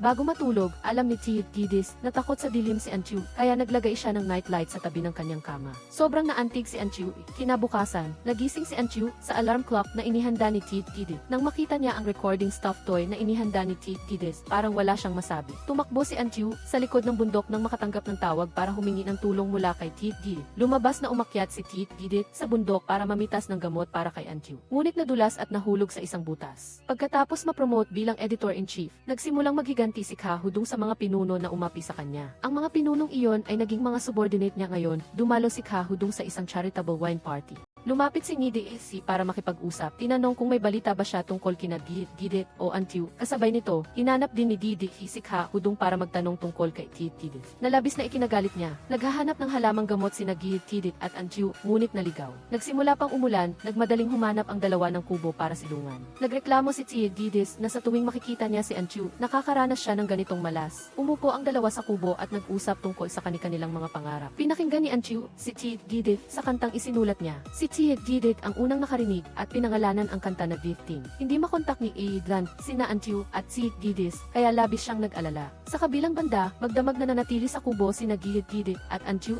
Pagkagising, naghanap sila ng daan pa uwi. Nagkataon namang nakita nila si Adlan na nag-aalalang naghahanap sa kanila, kaya isinakay sila nito pa uwi. Itinago ni Gidis kay Antiu, inanyayahan ang kanyang mga dating tagahanga. Nag-organisa ng fan meeting para sorpresahin siya. Hayaan si Antiu na kantahin ang kantang isinulat niya para sa mga tagahanga. Nag-aalala si Antiu na magiging masama ang kanyang pagganap na ikadidisappoint ng mga tagahanga. Inalo ni Gidit si Antiu tulad ng hindi niya pagsuko sa pag-arte noong araw na iyon. Nakita niyang may nagmamalasakit pa rin sa kanya, kaya umaasa siyang malalaman ni Antiu na marami pa ring tagahanga ang naghihintay sa kanya. Inamin ni Antiu sa kanyang mga tagahanga na may problema ang kanyang boses at pagkatapos ay naglakas loob siyang kumanta. Habang nagpe-perform si Antiu sa entablado, nakatanggap si Gidit ng text message mula kay Elsa na humihiling sa kanya na pumunta para ayusin ang bayad pinsala sa paglabag sa kontrata. Pagkatapos kumanta ng isang kanta, labis na nagpasalamat si Antiu kay Gidit sa pagbibigay sa kanya ng lakas ng loob at pumayag na bumalik kasama si Gidit. Labis siyang naantig. Nangako na ibabalik niya si Antiu sa tuktok at bibigyan ng matinding sampal ang mga nananamantala. Umalis si Antiu pauwi para makipag-usap sa kanyang ama tungkol sa pagkansela ng press conference at sinabing gusto pa niyang kumanta. Nagalit ang ama ni Antiu at sinabing kung ganoon ay hindi na siya bibigyan ng kahit isang sentimo. Sa totoo lang, nagpasya si Antiu na hindi gagamitin ang pera ng kanyang ama kung itutuloy niya ang pagkanta. Pinili niyang ipagpatuloy ang pagkanta dahil sa kanyang pangarap kahit isa lang ang tao sa mundong ito na makikinig sa kanyang kanta, patuloy pa rin siyang kakanta. Diniligan siya ng malamig na tubig ng ama ni Antiu, tinanong kung may karapatan pa ba siyang magpatuloy sa pagkanta. Labis na nadismaya si Antiu, sinabi sa kanyang ama na hindi kailanman binigyan ng halaga ang kanyang talento. Sa galit, pinalayas niya si Antiu sa bahay. Dinala ni Gidit si Antiu sa Sela Music para pirmahan ang kasunduan sa pagwawakas ng kontrata. Sinabi ni Elsa na ang bayad pinsala sa paglabag sa kontrata ay maaaring bayaran ng hulugan at ang paunang bayad ay 6 milyong yuan. Para maiwasan ang hinala, sinabihan ni Elsa si Antiu na huwag dumaan sa pangunahing pinto. Maraming reporter ang naghihintay kay Ngidi sa pangunahing pinto ngayon para interviewin. Hindi nag-alala si Antiu, nagpumilit siyang lumabas sa pangunahing pinto. Nagkataon na nakita niya si Ngidi na nagpapa-interview. Sinadyaman o hindi ay kinantahan niya si Ngidi na labis na ikinahiya niya. Tahimik na pinuri ni si Antiu sa napakahusay na pagganap. Walang matitirhan si Antiu at nanatili sa bahay ni Gidit. Kaya inutusan niya si Antiu na tulungan siyang ayusin ang kanyang mga gamit. Nakita ni Gidit si Giao at hiniling kay Giao na gumastos ng 6 milyong yuan para bilhin ang kanyang bahay bilang bayad sa nakaraang utang. Dinala ni Gidit ang 6 na milyon sa Tel Music. Hiniling ni Elsa kay Antiu na humingi ng pampublikong paumanhin dahil sa pagkanta kay Ngidi. Hindi pumayag si Gidit, pinaalalahanan si Elsa na dapat marunong siyang makontento. Sa kanyang paningin, si Antiu ay isang kayamanan at si Ngidi ay isang ordinaryong bato lang. Pinayuhan niya si Elsa na mag-ingat. Nalaman ni Antiu kay Elsa na binayaran ni Gidit ang 6 na milyong bayad pinsala sa paglabag sa kontrata para sa kanya, kaya agad niya itong hinanap. Sa oras na ito, nakikipagkita si Gidit kay Didi. Alam ni Didi na ibinenta na ni Gidit ang kanyang kaisa-isang bahay. Hindi susuko si Gidit sa pag-arte, ngunit ang kontrata ay nasa Nikha pa rin. Plano niyang magtatag ng sarili niyang studio, hanggang hindi siya gumagawa ng pelikula, hindi siya makokontrol ni Nikha. Naniniwala si Didi na nawala na ang halaga sa komersyo ni Antiu at nagdudulot lang ito ng gulo kay Gidit. Sa oras na ito, dumating si Antiu. Sinasadya ni Gidit na ipakilala si Antiu kay Didi bilang artistang pamumunuan niya sa hinaharap. Labis na naapektuhan si Didi. Pinaalalahanan si Gidit na hindi pa nababayaran ang bayad pinsala sa paglabag sa kontrata ng naunang advertisement. Paano gagana ang studio? Inilabas ni Antiu ang singsing na napulot niya. Nang makita ito ni Didi, labis siyang nainggit at sinabi kay Gidit na nagsinungaling siya na wala silang relasyon ni Antiu. Ipinaliwanag ni Gidit na ang singsing na ito ay inihanda niya para mag-propose kay Didi sa kanyang kaarawan. Naglagay siya ng maraming pag-iisip sa pagdisenyo nito na ikinalungkot niya. Ngunit nagpapasalamat siya kay Didi sa hindi niya pagpapahalaga na nagbigay sa kanya ng lakas ng loob na magsimulang muli. Naiwan si Didi na walang masabi nagsabi, umalis siyang nabigo, nilagdaan ni Tidit ang kontrata ng artista, kasama si Anchu. Simula ngayon, siya na ang kanyang manager. Ibinenta na ang bahay ni Tidit, kaya dinala siya ni Anchu sa isang apartment. Kahit mukhang simple, kumpleto ito sa mga kagamitan, at may isa lamang itong kwarto. Pinatulog ni Anchu si Tidit sa kwarto, at siya naman ay natulog sa sala. Makalat ang mga damit sa sala, kaya sinabi niya na napakairita niya. Pagkatapos nito, binaligtad ni Tidit ang sitwasyon, humiling kay Anchu na pumirma ng kontrata sa cohabitation. Hindi sumang-ayon si Anchu, ito ang kanyang apartment, siya ang may karapatang magtakda ng mga patakaran. Umiyak si Tidit at sinabing ibinenta niya ang kanyang bahay dahil kay Anchu at saka lang siya pumayag na pumirma ng kontrata sa cohabitation. Dahil wala siyang pera ngayon, sinuhulan ni Tidit ang security guard ng hotel para makapag-ehersisyo si Anchu sa gimmick ng hotel bilang trainee at bilang coach. Kasalukuyang itinataguyod ng Ace the Music si Ngidi. Puno na ang kanyang schedule hanggang sa susunod na kalahating taon. Sinabi ni Elsa kay Ngidi na panoorin ang video ni Anchu kapag may oras at gayahin ang kanyang estilo sa pagtatanghal. Labis na hinamak ni Ngidi,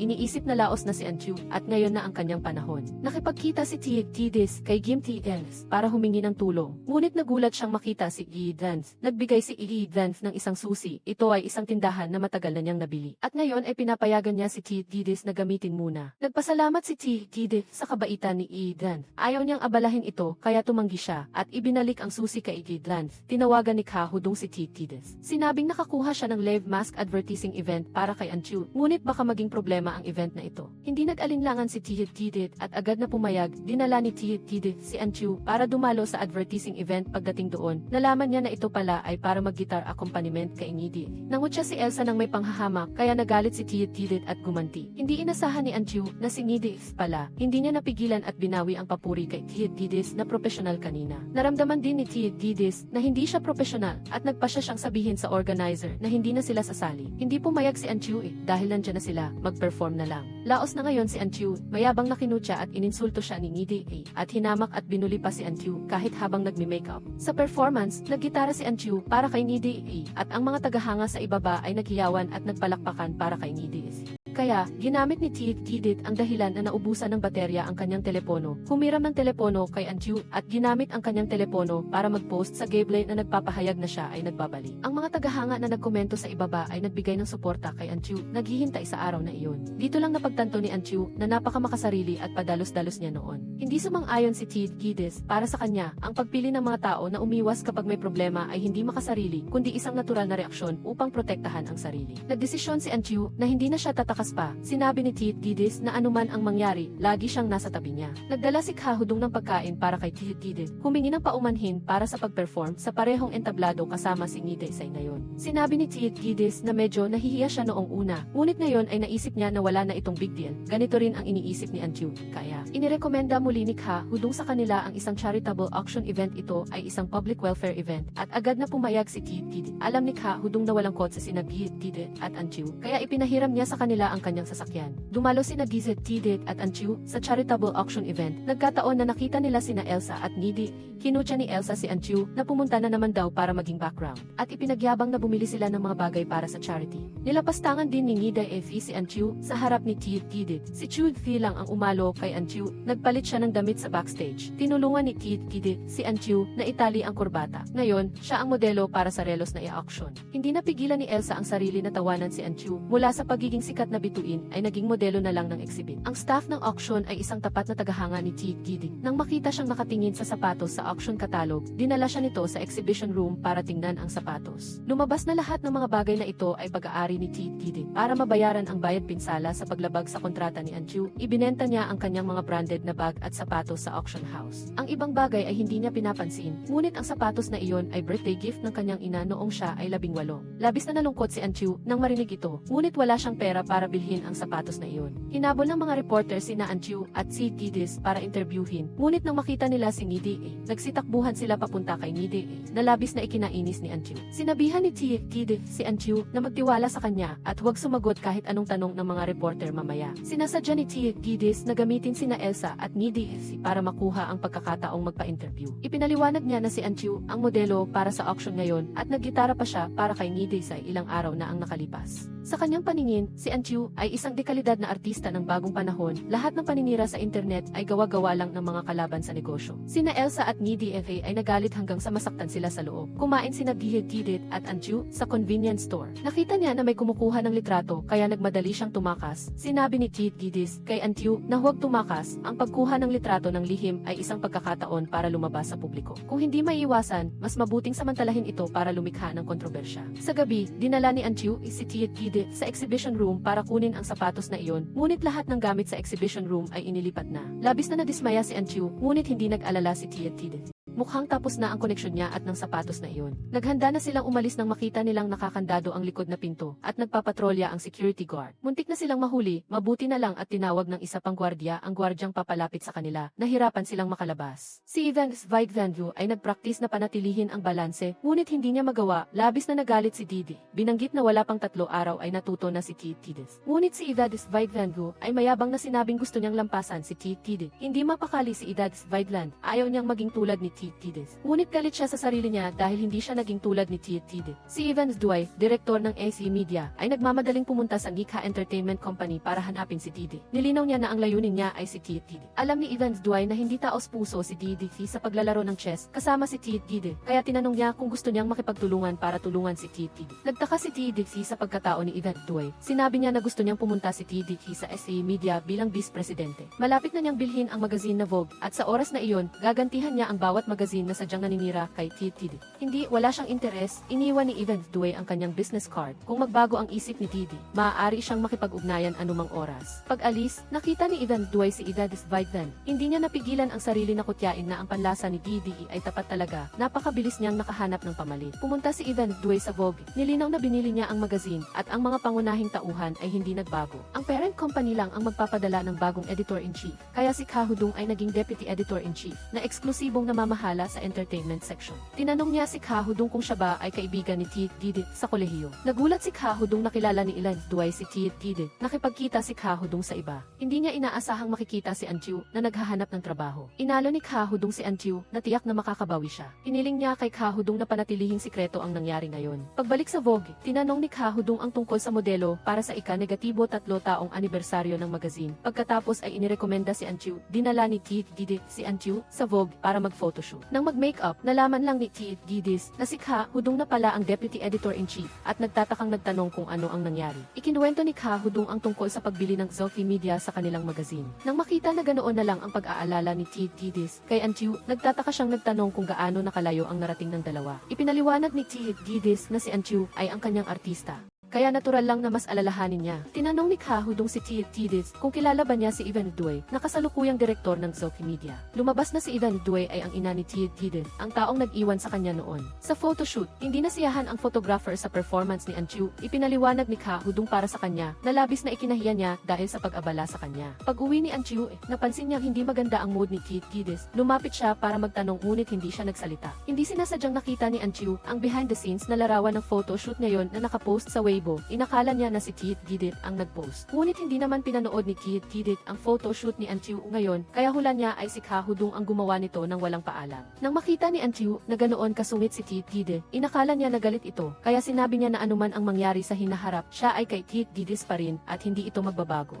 Hindi mapigilan ni Didis na sabihin na malandi si Antiu. Patuloy na pinanood ni Idadis Vaigvan ang mga dating video ni Didis para mag-practice. Kahit madapa ay nagpatuloy pa rin siya. Nagdala si Didis ng kape para kay Idadis Vaigvan. Nagkataon na nakita niyang nawalan siya ng malay, kaya binuhat niya si Idadis Vaigvan pa uwi. Kinabukasan, nagising si Idadis Vaigvan. Nakita ang sarili sa isang hindi pamilyar na lugar. Nang makita niya ang larawan ni Didi at Didis sa bedside table, naunawaan niya ang lahat. Napansin ni Idadis Vaigvan na napaka-cozy ng bahay ni Didi. Hula niya ay si Didis ang nag-ayos nito. Inisip ni Didi na nakaraan na iyon at ayaw na niyang pag-usapan. Tinanong ni Idadis Vaigvan si Didi kung bakit ganoon pa rin ang pag-aalala niya kay Didi. Habang naghihintay siya sa sagot ni Didi, dumating ang assistant para sunduin siya pa uwi. Nakita ni Didis na ang lahat ng balita sa internet ay pumupuri kay Antiu at naninira sa kanya. Hindi niya alam kung sino ang umaatake sa kanya. Galit si Elsa dahil gumastos siya ng 3 milyong yuan para ilagay si Didi sa tuktok ng hot search. Ang resulta, inagaw ito ng balita tungkol kay Antiu na naging modelo sa charitable event. Sinabi ni Didi kay Elsa na huwag mag-alala dahil laos na si Antiu. Wala nagpadala si Needy inspirasyon para sumulat ng bagong kanta. Binanggit ni Elsa si Anchu at sinabing hindi ito mangyayari. Nagalit si Needy kay Elsa. Binalaan niya si Needy na huwag siyang magulo sa harap niya. Maaari niyang ipapromote ang ibang tao sa kumpanya. Maaga sa umaga, nakipag-ugnayan si Kahudong kay Anchu. Sinabi na may kaibigan siyang gumagawa ng laro na naghahanap ng endorser, kaya gusto niya siyang dalhin para makilala. Pupunta sana si Anchu sa pinto ng kwarto ni T. Gidis para kumatok. Ngunit ayaw niyang abalahin si T. Gidis sa pagtulog, kaya lumabas muna siya at nag-text na hanapin siya ni T. Gidis kung may kailangan siya. Nakatanggap si T. Gidis ng banta sa telepono. Sinabihan siyang masama at pinilit siyang lumayo kay Anchu habang papunta sa meeting. Na traffic si Anchu. Pagdating niya, sinabi ni Kahudong na umalis na ang kaibigan niya. Ngunit naayos na niya ang partnership contract para kay Anchu. Lubos siyang nagpapasalamat kay Kahudong at gusto niya itong imbitahan kumain. Nag-emote si Kahudong kung gaano karaming pinagdaanan ni na Anchu at si Tidith. Pero laging nandyan sa tabi niya, nagdududa kung gusto niya si Tidith. Itinanggi ni Anchu, ipinaliwanag na maraming isinakripisyo si Tidith para sa kanya. Bumalik si Anchu, sinabi kay Tidith ang tungkol sa pagkikita nila ni Kahudong at nakakuha siya ng kontrata sa ad ng laro. Binanggit ni Tidith ang mga mapanirang balita sa internet tungkol sa kanya. Ang pagtatagpo nila ni Anchu sa sinehan noon ay nahukay na rin. Pinaghihinalaan ni Anchu na ang tagahanga na nagbato sa kanya ng tubig sa labas ng hotel noon. Natuwa si T. Gidis dahil siya na ang sinisisi sa internet ngayon at hindi magtatagal ay makakabawi na si Anchu. Nakipagkita si T. Gidis kay Kahudong, nag-usap tungkol sa pagkalat ng chismis sa internet. Dahil sinusuportahan niya si Anchu, marami siyang natatanggap na pambabatikos at nakatanggap pa siya ng mga banta sa telepono. Masyadong abala si Kahudong nitong mga nakaraang araw. Wala siyang oras para tumingin sa Weibo. Pagkatapos niyang maging abala, iimbestigahan niya ito. Sinabihan niya si T. Gidis na dalhin si Anchu sa kanyang schedule. Nag-aalangan si Kahudong, tinanong si T. Gidis kung nakikipag-ugnayan ba siya kay Dede. Narinig niya na si Anchu ay hindi nakakatanggap ng anumang schedule nitong mga nakaraang araw dahil sinabihan ni Dede ang industriya at gusto niyang iban si Anchu sa buong internet. Hindi inaasahan ni T. Gidis na gagawin talaga ito ni Dede. Ngunit hindi siya susuko sa kanya. Kaarawan ni T. Gidis ngayon, binigyan ni Kahudong si T. Gidis ng regalo. Sa oras na ito, naaalala lang ni T. Gidis na kaarawan niya pala ngayon. Lubos siyang naantig na mayroon siyang isang mabuting kaibigan tulad ni Kahudong. Galit na hinanap ni T. Gidis si Dede para malinaw ang lahat. Sinabi niya na sinisiraan siya nito sa internet. Hiniling niya na itigil na ang kanyang mga kalokohan. Gaano man niya sila paghiwalayin ni Anchu, hindi niya ito iiwan. Labis na nasaktan si Dede. Laging may naninira kay Dede sa internet at siya ang naglilinis ng gulo. Hindi nakatiis si Idans Vigilance. Nagsalita siya para ipagtanggol si Dede. Sinabihan ni Dede si Idans Vigilance na huwag makialam at hinabol si Dede. Arawan ni Dede ngayon, naghanda siya ng regalo para sa kanya. Nagpasalamat si Dede kay Dede sa pag-alala pa rin sa kanyang kaarawan, ngunit pinaalalahanan siya na ang kasalukuyan niyang girlfriend ay si Idans Vigilance. Ipinaliwanag ni Luxin na siya at si Feng Weiliang ay nagpapalabas lang ng balita. Nairo ni si Tanshen dahil sa mata ni Luxin, ang damdamin ay ginagamit lang para gumawa ng iskandalo. Nagtanong siya kung nagmahal na ba talaga si Luxin. Naghahanda si An Xiaoyu ng birthday surprise para kay Tanshen sa apartment. Siya mismo ang gumawa ng cake pero hindi niya inaasahan na maagang uwi si Tanshen. Nakita niyang nagtatago si An Xiaoyu kaya tinulak niya ito at pumasok at naantig siya nang makita niya ang cake na inihanda niya. Pinatay ni An Xiaoyu ang ilaw, nagsindi ng kandila at binati si Tanshen ng maligayang kaarawan. Sa gitna ng romantikong kapaligiran, dumating si Kiuyong at Wenliang para batiin si Tanshen ng maligayang kaarawan at nasira ang maselang kapaligiran sa pagitan nila. Na-realize ni Wenliang na gusto ni An Xiaoyu si Tanshen at lantaran niyang inamin na gusto rin niya si Tanshen. Alam na pala ito ni An Xiaoyu kaya nakonsensya siya. Sabi ni Wenliang na hindi kailangan ni An Xiaoyu na sisihin ang sarili dahil kahit si Tanshen ay hindi nakikita kung gaano siya kaalaga kay An Xiaoyu. Gayunpaman, hindi susuko si Wenliang at makikipagkompetensya siya ng patas kay An Xiaoyu. Pagkatapos ihatid si Wenliang at Kiuyong, gusto ni Tanshen na kainin ang cake na gawa ni An Xiaoyu. Kinuha niya ang pagkakataong ito para umamin ng pag-ibig kay Tanshen at hinalikan siya. Nalungkot si Feng Weiliang at nagpakalasing sa bar. Sa kalasingan niya, tinawagan niya si Luxin at sinabing masama siyang tao. Pagkatapos ng ilang salita ay tumahimik siya, kaya nag-alala si Luxin. Sinagot ng service staff ng bar ang telepono at sinabi ang address ng bar. Pumunta si Luxin sa bar para sunduin si Feng Weiliang at inalagaan siya hanggang sa makatulog. Sa pagkaantok, nagbulong si Feng Weiliang na si Luxin ang kasintahan niya, hindi ni Tanshen. Inalis ni Luxin ang kamay ni Feng Weiliang na nakayakap sa kanya, umupo sa sofa at nagbukas ng video sa computer. Iyon ay video ng pagbati niya kay Tanshen ng maligayang kaarawan noong magkasintahan pa sila at masaya at malungkot ang kanyang damdamin. Kinaumagahan, binanggit ni An Xiaoyu ang nangyari kagabi kay Tanshen. Nagkunwari siyang hindi niya naaalala ang anuman kaya nalungkot si An Xiaoyu. Dumating si Kiuyong, nalimutan niya ang pinakamahalagang bagay dahil sa kalasingan kagabi, gusto niyang magtanong tungkol sa kontrata ng advertisement ng laro. Tumawag si Tanshen at sinabing sa susunod na buwan pa ang schedule ng pag-shoot. Hindi inasahan ni Kiuyong na sa susunod na buwan pa ito at sakto namang may isa pa siyang event advertisement para sa isang sikat na brand ng ng earphones at si An Xiaoyu ang pinili ng direktor dahil ang bagong representative ay si Ilui. Bihira ang pagkakataong ito kaya tinanong ni Ki Uyong si An Xiaoyu kung may komento siya. Pagkatapos mag-isip, pumayag siya pero ayaw ni Tanshen na mapahiya si An Xiaoyu bilang background ni Ilui kaya mariin siyang tumutol. Dahil dito, sinabi ni Ki Uyong na pag-usapan muna nila ng maigi bago magdesisyon.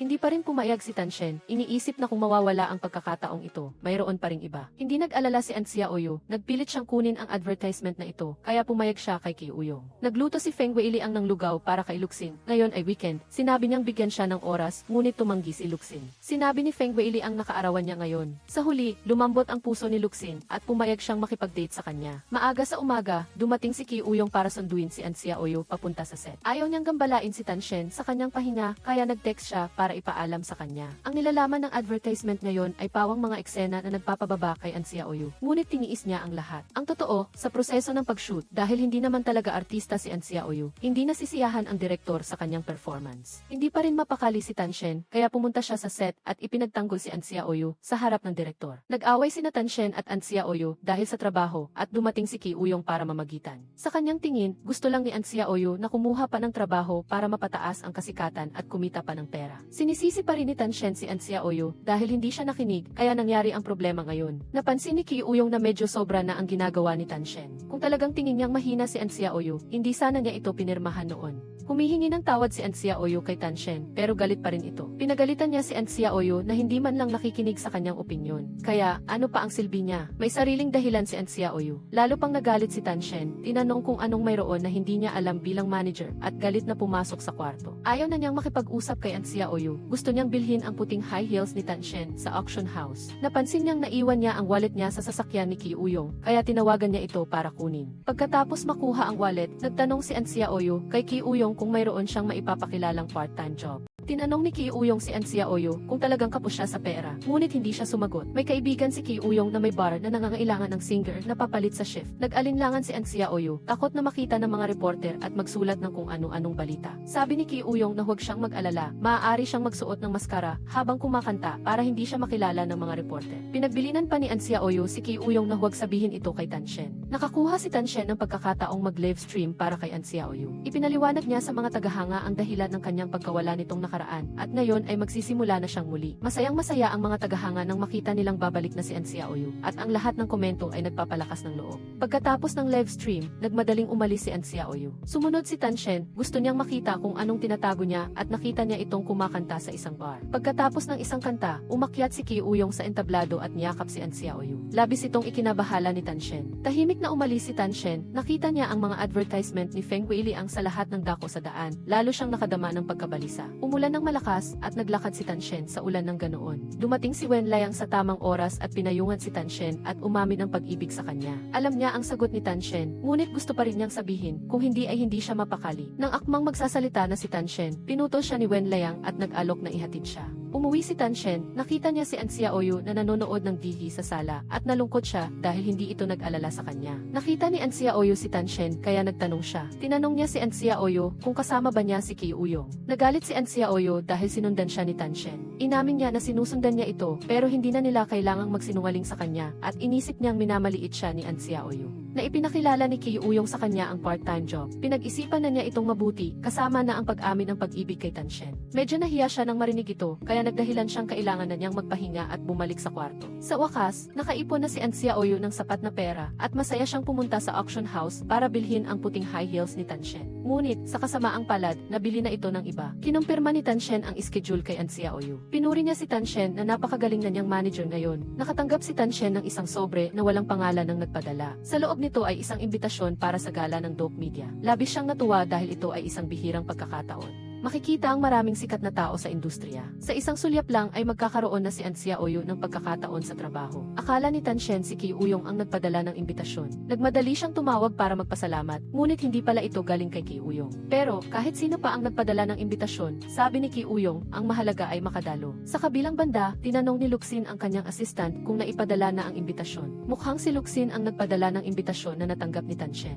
Pagkatapos matuwa, nag-alala si Tanshen dahil wala siyang disenteng gown. Alam ni An Xiaoyu ang isang tindahan ng gown, kaya hinila niya si Tanshen para pumili. Hindi niya inaasahan na makikita niya rin si Feng Weiliang na pumipili rin ng gown. Gusto niyang ibigay ang gown na tiningnan ni Tanshen sa kanya. Hindi ito tinanggap ni Tanshen at sinadya niyang sabihin na masyadong mura ito at hindi bagay sa kanyang karangalan. Alam ni An Xiaoyu na gusto ito ni Tanshen, kaya bumalik siya at lihim na binili ang gown at alahas. Nag-interview si Qi Uyong kay Yi Luyi. Sinadya niyang magtanong ng maraming katanungan tungkol sa kanila ni An Xiaoyu. Ikinagalit ito ni Yi Luyi, kaya dali-daling inayos ni Elsa ang sitwasyon. Pagkatapos ng panayam, binatikos ni Elsa ang ugali ni Yi Luyi na makakasakit sa media. Masyadong malubha ang kahihinatnan at umaasa siyang aayusin nito ang kanyang kalagayan. Labis siyang nabalisa at napansin ni Yi Luyi na naiwan niya ang kanyang telepono sa lamesa ng panayam, kaya dali-dali siyang bumalik para kunin. Sinadya ni Qi Uyong na magparinig kay Yi Luyi kung paanong nakalimutan niya ang isang mahalagang bagay tulad ng telepono. Natakot siyang makita ni Qi Uyong ang nilalaman ng kanyang telepono, kaya nag-alala siya. Binili ni An Xiaoyu ang damit, alam niyang hindi ito binili ni Tanshen dahil masyadong mahal. Ngayon, ginamit na niya ang lahat ng kanyang ipon para bilhin ito at sinabihan siyang subukan.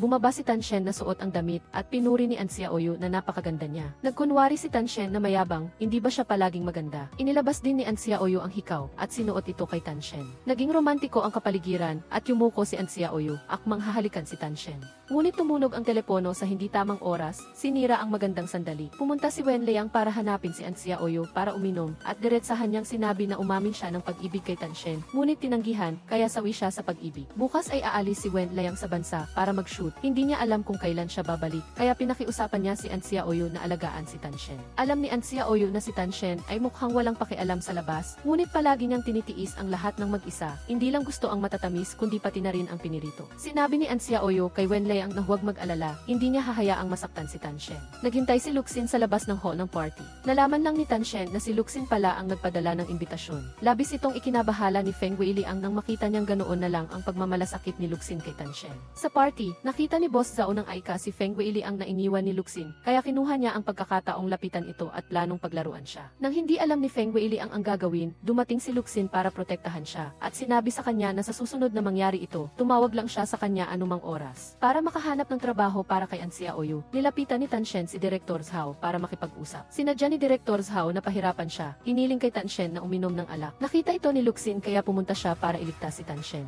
At sinabing kung may kailangan siyang makilala, maaari siyang magsabi sa kanya. Tumanggi si Tanshen, dati ay palagi siyang umaasa kay Luxin, ngunit humantong lang sa ganitong sitwasyon, kaya gusto niyang subukan ang sarili niya. Gustong makipagbalikan ni Luxin kay Tanshen pero tinanggihan siya. Upang tulungan si Tanshen, inirekomenda ni Luxin si An Xiaoyu sa isang reality show tungkol sa wild survival. Sumasagot si Tanshen at pagkatapos ay nalaman niyang nakatulog na si Tanshen dahil hindi siya marunong uminom ng alak. Apektado si Luxin, binuhat niya si Tanshen palabas ng party at hindi inaasahan na makikita niya si Feng Weiliang. Nalungkot si Feng Weiliang nang makita niyang buhat ni Luxin si Tanshen. Lihim na ipinangako ni Luxin na makukuha niya ulit ang pagkilala ni Tanshen. Nasa sasakyan si Luxin at iuwi si Tanshen. Binuhat niya ito pababa at saktong dumating si An Xiaoyu. Gusto ni An Xiaoyu na kunin si Tanshen kay Luxin at sinabing hindi niya gusto ang mga estranghero sa kanyang bahay. Gusto ni Luxin na ihatid si Tanshen sa kanyang sariling bahay. Sa sandaling iyon, nagmulat ng mata si Tanshen. Gusto niyang umuwi kasama si An Xiaoyu. Inalagaan niya si Tanshen hanggang sa makatulog at lihim siyang hinalikan.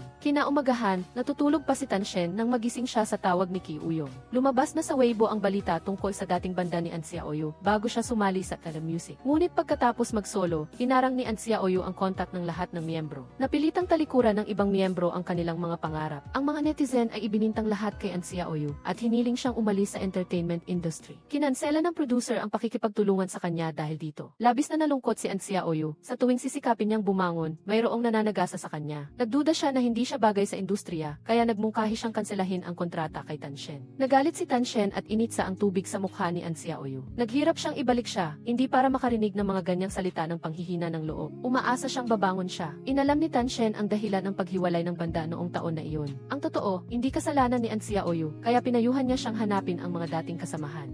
Naniniwala siya na kapag nakita nila ang pagsisisi ni An Xiaoyu, unawain nila ang naging desisyon niya noong panahong iyon. Samahan ni Tanshen si An Xiaoyu para makita si Qinje. Dinala ni Qinje si An Xiaoyu sa restaurant na pag-aari ni Tian Yao, isang dating kasamahan. Gustong humingi ng tawad ni An Xiaoyu kay Tian Yao, ngunit nagalit si Tian Yao nang makita si An Xiaoyu at pinalayas siya. Hinikayat ni Tanshen si An Xiaoyu na magsikap na patawarin siya ni Tian Yao at mag-isip ng ibang paraan. Naalala ni An Xiaoyu noong nasa banda pa sila, nakakuha siya ng isang card na papayag si Tian Yao sa kanya kanyang kahilingan ng walang pasubali. Agad niyang nakita ang card at nagpa siya na bumalik ulit sa restaurant. Ngunit nakatanggap ng tawag si Tan Shen mula kay Di. Kailangan niyang umuwi agad at pumunta ulit si An Xiaoyu sa restaurant. Nakita ni Chen Yao ang card at pumayag siyang patawarin si An Xiaoyu. Ngunit hindi siya maaaring mag-post online para pabulaanan ang mga chismis. Para makapagsimula ulit ang lahat, maaari raw mag-post si An Xiaoyu sa Weibo na nagdedeklara ng kanyang pag-alis sa entertainment industry. Dali-daling pinigilan ni Chen Yao. Sinisisi si An Xiaoyu na padalos-dalos pa rin siya tulad ng dati at pagkatapos ay tinanong siya tungkol sa kanyang susunod na plano. Nakita ni Tan Shen si Di at sinisi siya nito na ginamit niya ang perang pinagbentahan ng bahay para bayaran ang penalty ni An Xiaoyu dahil sa paglabag sa kontrata at pinagalitan siyang mahilig siyang magtago ng lihim mula pa noong bata siya. Inalo ni Tan Shen si Di na hindi naman ito malaking bagay kung hindi ay matagal na sana siyang nagpaawa kay Di. Sinabi ni Tan Shen na nakatira siya ngayon kasama ang isang kaibigan. Nang marinig niyang lalaki ito, agad na nahulaan ni Di na si An Xiaoyu ito at nagduda siyang gusto niya ito. Hindi umamin si Tan Shen, ang totoo, hindi pa niya nare-realize na gusto na pala niya si An Xiaoyu. Naawa si Di kay Tan Shen kaya inabot niya ang bank card sa kanya. Ang pera doon ay ibinigay ni Tan Shen sa kanya noon at hindi pa niya ito ginagamit. Gayunpaman, ang pagtira ni Tan Shen kasama si An Xiaoyu ay hindi pang matagal ang plano at pinayuhan niya si Tan Shen na bumili muna ng bahay na matitirhan. Hindi niya ito matanggap at hinikayat niya si Di na huwag mag-alala, maayos naman ang buhay niya ngayon. Sa pag-alis, kinuha ni Di ang paborito ni Tan Shen na inasnan na labanos, ngunit pinapaalalahanan si Tan Shen na huwag kumain ng sobra-sobra. Sa sandaling iyon, kumatok si Fang Wei sa bahay ni Di Tan Shen at nagbigay ng 1,000,000 yuan at seke. Nagpapasalamat dahil inalagaan niya si Tan Shen. Sa loob ng maraming taon, diretsahang pinalayas ni Di si Fang Wei. Binati ni Tan Shen si An Xiaoyu sa maayos na simula ng negosyo, ngunit hindi ito masaya dahil nag-aalala siyang hindi siya mapatawad ng iba pang kasamahan. Pinayuhan ni Tan Shen si An Xiaoyu na huwag magsalita ng mga nakakapanghina ng loob. Hinikayat siyang hanapin muli ang mga kasamahan kinabukasan. Naideya si An Xiaoyu na i-reunite ang dating banda at sinuportahan ito ni Tan Shen.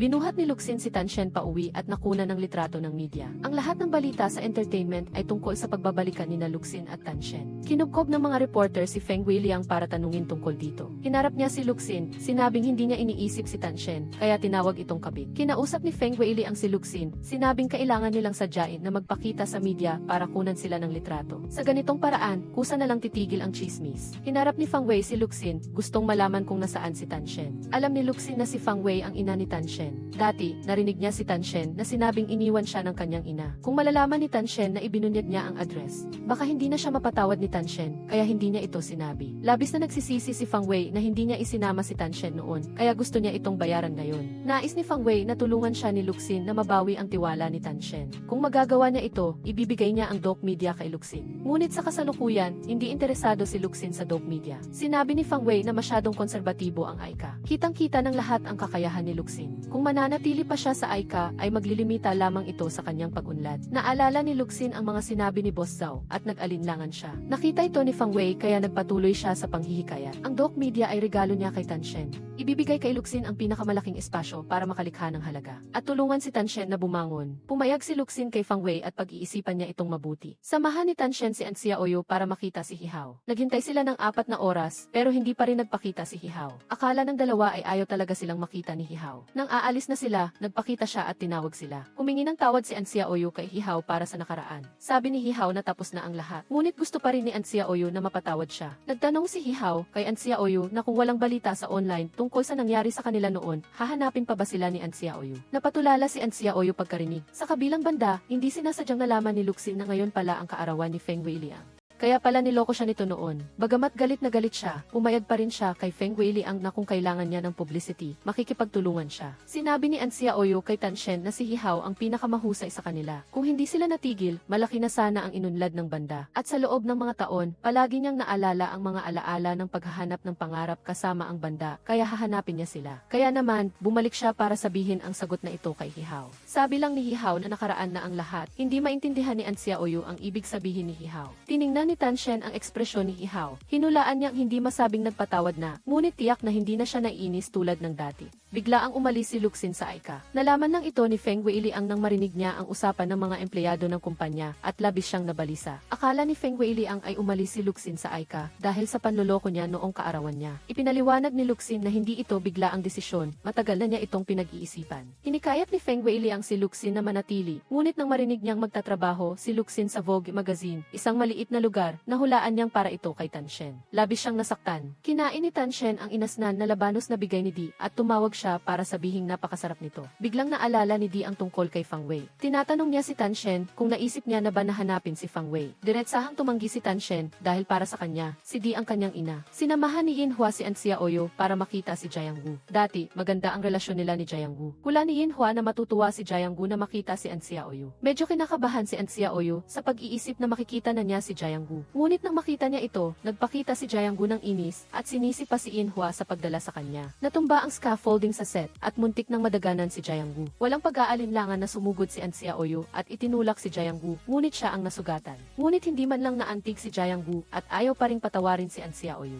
Sa kabilang banda, hindi mapakali si Feng Weiliang. Sina Luxin at Tanshen ay naghiwalay pero nakakapagkita pa rin, samantalang ang paghihiwalay niya ay isang malamig na text message lang. Umaasa si Luxin na maintindihan ni Feng Weiliang na nagsama lang sila para gumawa ng chismis. Wala na siya sa Aika ngayon kaya natural na tapos na. Bilang isang kapalit, dapat din si Feng Weiliang na maging katulad ni Tanshen. Kahit sa paghihiwalay ay dapat maging desidido. Gumawa ang Doc Media ng music reality show na may pamagat na cannot compare. Ang tema ng unang episode ay nostalgia at maganda ang ratings. Ang pangalawang episode ay gustong mag-focus sa mga trending young singers. Nagbigay si Fang Wei ng listahan ng mga bisita at may 2 posisyon pa na hindi pa tiyak. Ngayon, si Tanshen ang manager ni An Xiaoyu. Hindi magandang makipagkita si Fang Wei sa kanya, kaya pinakiusapan niya si Luxin na hanapin siya. Nahihirapan ngayon si An Xiaoyu. Matalino si Tanshen. Naniniwala si Fang Wei na tiyak na hindi tatanggi si Tanshen sa magandang pagkakataong iyon. Nakita ni Tanshen si Qiu Uyong at nagulat siyang nandoon din si Luxin. Sa sandaling iyon, nalaman niyang nag-resign si Luxin sa Aika at ngayon ay editor-in-chief na siya ng Vogue magazine. Nagtanong si Qiu Uyong tungkol sa sitwasyon ni An Xiaoyu at sinamantala ni Luxin ang pagkakataon na banggitin ang reality show na cannot compare. Kung pumayag si Tanshen, maaari niyang ipakilala si An Xiaoyu. Labis na natuwa si Tanshen at agad siyang pumayat. Sa sandaling iyon, may isang tagahanga na nagalit kay Tanshen na nakikialam sa relasyon ni Luxin at Feng Weiliang. Agad na nakatanggap ng abiso si Qiu Uyong na sinisiraan si Tanshen ng mga netizen online. Inakala ni Luxin na gawa ito ni Feng Weiliang kaya nagpaalam siya sa dalawa. Nagpasalamat si Tanshen kay Qiu Uyong sa paninindigan nito sa kanya. Ngunit nag-alala siya dahil si Luxin na ngayon ang boss ni Qiu Uyong at natakot siyang gagamitin niya ang personal na galit sa trabaho. Hindi pinansin ni Qiu Uyong ang masamang lalaking si Luxin at ibinunyag niyang nakipaghiwalay ito kay Feng Weiliang sa pamamagitan lang ng text message. Kinumpirma mismo ito ni Feng Weiliang. Hinarap ni Luxin si Feng Weiliang at tinanong kung nakita ba niya ang post tungkol kay Tanshen sa Weibo. Nagduda si Luxin na si Feng Weiliang ang nag-leak ng impormasyon sa reporter. Labis na nalungkot si Feng Weiliang. Sa puso ni Luxin, walang makakatalo kay Tanshen. Pinapaalalahanan ni Luxin si Feng Weiliang na alam niya ang ginawa niya at bawat isa ay kailangang magbayad para sa kanilang mga ginawa. Ngayon, nagpatuloy si An Xiaoyu na humingi ng tawad kay Jiang Wu, ngunit siya ay pinagsalitaan. Malungkot na nakipagkita si An Xiaoyu kay Tanshen. Nagreklamo na hindi niya alam kung paano mapapatawad ni Jiang Wu. Naniniwala si Tanshen na nagsama sila dahil sa musika, kaya dapat gamitin ang musika para maibalik ito. Sa sobrang tuwa, hinalikan ni An Xiaoyu si Tanshen at sinabing siya talaga ang kanyang maswerteng bituin. Humingi ng tawad si An Xiaoyu sa mga dating miyembro ng banda sa bar ni Yinhua at kinanta niya ang kantang sinulat niya para sa kanila. Sa wakas, naayos na ang matagal ng problema nila at sabay-sabay nilang idineklara na opisyal nang nagbalik ang Asuban. Ibinigay ni An Xiaoyu ang magandang balita ng reunion ng banda kay Tanshen. Siya raw ang nagbigay ng lakas ng loob sa kanya na harapin ang nakaraan. Nagbigay din si Tanshen ng magandang balita kay An Xiaoyu na tinanggap niya ang imbitasyon sa music reality show na cannot compare at magsisimula na ang official shooting sa Makalawa. Kamakailan, dahil walang inspirasyon si Gi, luhi na magsulat ng kanta, parang wala siya sa sarili at lalo siyang nag-alala nang marinig niyang nag-reunite ang banda ni An Xiaoyu. Pinag-uusapan sa internet kung sino ang third party na nakialam sa relasyon ni Tanshen at Luxin. Ngayon, si Feng Weiliang ang pinupuntirya, sinasabing traitor siya at inagaw ang kasintahan ni Tanshen. Nag-alala si Luxin na hahanapin siya ni Feng Weiliang. Ang totoo, si Feng Weiliang mismo ang naglabas ng masasamang balita na ito. Naawa si Luxin nang marinig niya ito. Alam niyang hindi na niya makukuha si Tanshen, kaya nakiusap siya kay Feng Weiliang na bigyan siya ng isa pang pagkakataon upang maging mas mahusay sila pareho. Nagdala si Qiu Uyong ng champag para batiin ang Asuban at nakipag-usap kay An Xiaoyu tungkol sa pagpapalit ng solo program sa Cannot Compare sa programa ng buong banda. Ang totoo, napag-usapan na ni An Xiaoyu at Tanshen. Magpe-perform sila sa entablado bilang isang banda, bilang kanilang comeback performance. Nagtanong si Qiu Uyong kay Tanshen kung nakipag-ugnayan ba siya kay Wen Liang. Hindi niya makontak ito at alam din niya ang tungkol sa pag-amin ni Wen Liang ng pag-ibig kay Tanshen. Tinanggihan niya ang pag-amin ni Wen Liang at hindi niya alam kung paano siya haharapin, kaya hindi siya nakipag-ugnayan kay Wen Liang. Nagbalik ang Aso Band kasama si An Xiaoyu. Nakadama ng banta si Luhi, kaya inalo siya ni Elsa. Malapit na ang performance, nakatanggap ng tawag si Luhi mula kay Panko ang nagbabanta at labis siyang natakot. Hindi sinasadyang narinig ni Uyong si Luhi na nakikipag-usap sa telepono. Pinapaalalahanan siya na hindi ba siya natatakot sa karma dahil sa dami ng ginawa niya. Nagkunwari si Luhi na hindi niya alam, pinayuhan siya ni Uyong na ang paraan para matigil ang lahat ay humingi ng tawad sa mga pagkakamali niya. Si Luhi ang unang umakyat sa entablado para mag-perform. Bigla niyang nakita si Panko ang nakaupo sa audience. Natatakot siyang tumakbo sa gitna na nagdulot ng gulo sa mga manonood. Nagkaroon si An Xiaoyu ng katulad na karanasan kay Luhi kaya gusto niya itong tulungan. Dumating si Feng Weiliang mula sa katabing set para bumati. Nag-alok siya na makipag-usap sa direktor tungkol sa pagpapalit ng pagkakasunod-sunod ng pagganap ni An Xiaoyu at Luhi. Umakyat sa entablado ang Aso Band kasama si An Xiaoyu para mag-perform. Pagkatapos, pinasalamatan niya ang mga kaibigan na palaging nasa tabi niya. Napakaganda ng kanilang comeback performance at nagdiwang sina Tan Shen at An Xiaoyu kasama ang lahat. Umalis si Luhi na walang gana at nilapitan siya ni Pan. Ayaw nang mabuhay ni Luhi sa takot araw-araw, kaya nagdesisyon siyang ipagtapat ang lahat. Si Pan ang naglagay ng lason sa boses ni An Xiaoyu. Siya rin ang naglabas ng masasamang balita kina An Xiaoyu at Tan Shen. Pinaalalahanan ni Pan si Luhi na kaya niya itong buuin at kaya niya rin itong sirain. Kinulang na sa pag-aalala si Luhi. Naunawaan niya na gusto lang ni Panu ang Luhi na nasa kanyang imahinasyon. May isa pang bagay na naisip niya kanina dahil hindi niya mababago si Panu. Ngunit kaya niyang gawing tuluyan ng maglaho si Luhi. Lasing si Chen, kaya inalalay siya ni An Xiaoyu pauwi at inasikaso siya hanggang makatulog. Sa kanyang pagkalasing, umamin si Chen ng pag-ibig kay An Xiaoyu. Ngunit nag-aalala lang na maging pabigat siya kay An Xiaoyu. Hindi niya inasahan na gusto rin siya ni Chen. Sa katunayan siya ang tanging bituin na nagniningning sa kanyang madilim at malungkot na mga araw. Ano man ang mangyari sa hinaharap, palagi siyang mananatili sa tabi ni Chen at hindi papayagang bawiin niya ang kanyang sinabi paggising niya. Nagkasintahan na ang dalawa, kinabukasan, nagising si Chen at akmang babangon, inakala ni An Xiaoyu na babawiin na naman ni Chen ang kanyang sinabi. Kinumbinsi ni Chen si An Xiaoyu na nasa mahalagang yugto ngayon ang pag-unlad ng banda. Hindi sila pwedeng maging lantaran sa kanilang relasyon at hindi rin pwedeng magkaroon ng anumang matalik na kilos sa publiko. Kaarawan ngayon ng tiyo ni Chen, tumawag ang tiya at sinabihan siyang maghapunan doon. Nag-inarte si An Xiaoyu na gusto niyang isama siya ni Chen. Hindi niya maigalaw si Chen, kaya isinama niya si An Xiaoyu para dumalo. Ipinakilala ni Chen si An Xiaoyu bilang kanyang kasintahan sa kanyang tiya at tiyo. Tuwang-tuwa ang dalawa sa kanilang narinig, sa pagkakataong ito ay may kumatok. Inakala ni Chen na kaibigan ng kanyang tiyo, kaya binuksan niya ang pinto. Natigilan siya nang makita niya na si Fang Wei ang dumating. Hindi tinanggap ni Chen at ng kanyang tiya ang pagdating ni Fang Wei. Ngunit napakainit ng pagtanggap ng tiyo sa kanya. Sa tingin niya ay panauhin pa rin ang dumating. Bukod pa rito, kaarawan niya ngayon kaya inanyayahan niya si Fang Wei sa loob ng bahay. Nakita ni An Xiaoyu ang tensyon sa pagitan ni Chen at Fang Wei, kaya nagdahilan siya na may gagawin sila at inalis niya si Chen. Pagbalik nila sa apartment, tinanong ni An Xiaoyu ang tungkol sa relasyon ni Chen at Fang Wei. Ipinaliwanag niya na si Fang Wei ang kanyang ina, ngunit iniwan siya nito noong bata pa siya. Noong panahong iyon, pinutol niya ang ugnayan niya kay Fang Wei ng mag-isa. Hindi alam ni An Xiaoyu kung anong nangyari sa pagitan ni Chen at ng kanyang ina, ngunit pinayuhan niya si Chen na huwag hayaang magsisi siya kapag nawala na. Gusto ni President Wu ng Elsa Music na i-renew ang kontrata ni An Xiaoyu, kaya nagtanong siya ng opinyon kay Elsa. Sabi ni Elsa marami na ngayong tagahanga ang umaasa na bumalik si An Xiaoyu. Bukod pa rito, babalik si An Xiaoyu bilang isang banda at hindi makikipagkompetensya kay Luhi. Agad na sinumbata ni President Wu si Elsa kung bakit niya kinansela ang kontrata ni An Xiaoyu noon na ikinagalit niya. Noon, desisyon ng lahat ang pagkansela ng kontrata ni An Xiaoyu. Hinarap ni Luhi si Elsa at sinabi ang lahat ng nangyari. Nagulat si Elsa, sinabihan niya si Luhi na huwag munang magsalita, hintayin ang balita mula sa kanya. Ibinigay ni Luhi ang kantang isinulat niya kay Zumo, ito na marahil ang huling kantang isusulat niya. Gusto ni Zumo na malaman kung anong nangyayari kay Luhi. Sinabi lang niya na malalaman din ni Zumo sa lalong madaling panahon, pinuntahan ni Fang Wei ang apartment ni Chen. Sa loob ng maraming taon, palihim siyang nag-aalala para sa kanyang anak. Sa pagbabalik niyang ito ay para tulungan si Chen at tutulong siya hanggang maaari. Tumanggi si Chen, hindi niya kailangan ng anumang tulong mula kay Fang Wei. Kasabay nito umaasa siyang huwag na siyang pumunta ng walang paalam. Hindi siya tinatanggap ni Chen. Umaasa si Fang Wei na maiintindihan ni Chen na pagkatapos bumalik ni An Xiaoyu kasama ang banda. Maraming kumpanya ang gustong pumirma ng kontrata kay An Xiaoyu. Mas gaganda ang kanyang mga resources sa paglipas ng panahon. Nangangahulugan din ito na mas lalago ang karera ni An Xiaoyu. Kung magpapatuloy si Chen ng ganito, sa madaling panahon ay hindi na siya magiging karapat-dapat na tumayo sa tabi ni An Xiaoyu. Xiaoyu. Sa oras na iyon, matatanggap ba niya ito? Umaasa si Fang Wei na pag-iisipan ito ni Xinchen ng mabuti. Nag-imbita si Luxin ng pulong kay Xinchen. Sinabi niya sa kanya na ang kontrata sa pamamahala ng artista sa pagitan niya at ni ASK ay kinansela. Ibig sabihin ay malaya na si Xinchen. Ibinigay ni Luxin kay Xinchen ang isang kontrata sa endorsement. Tuwang-tuwa siya dahil handang tulungan ni Luxin sila ni An Xiaoyu. Ngunit sa ngayon, hindi niya matatanggap ang tulong ni Luxin.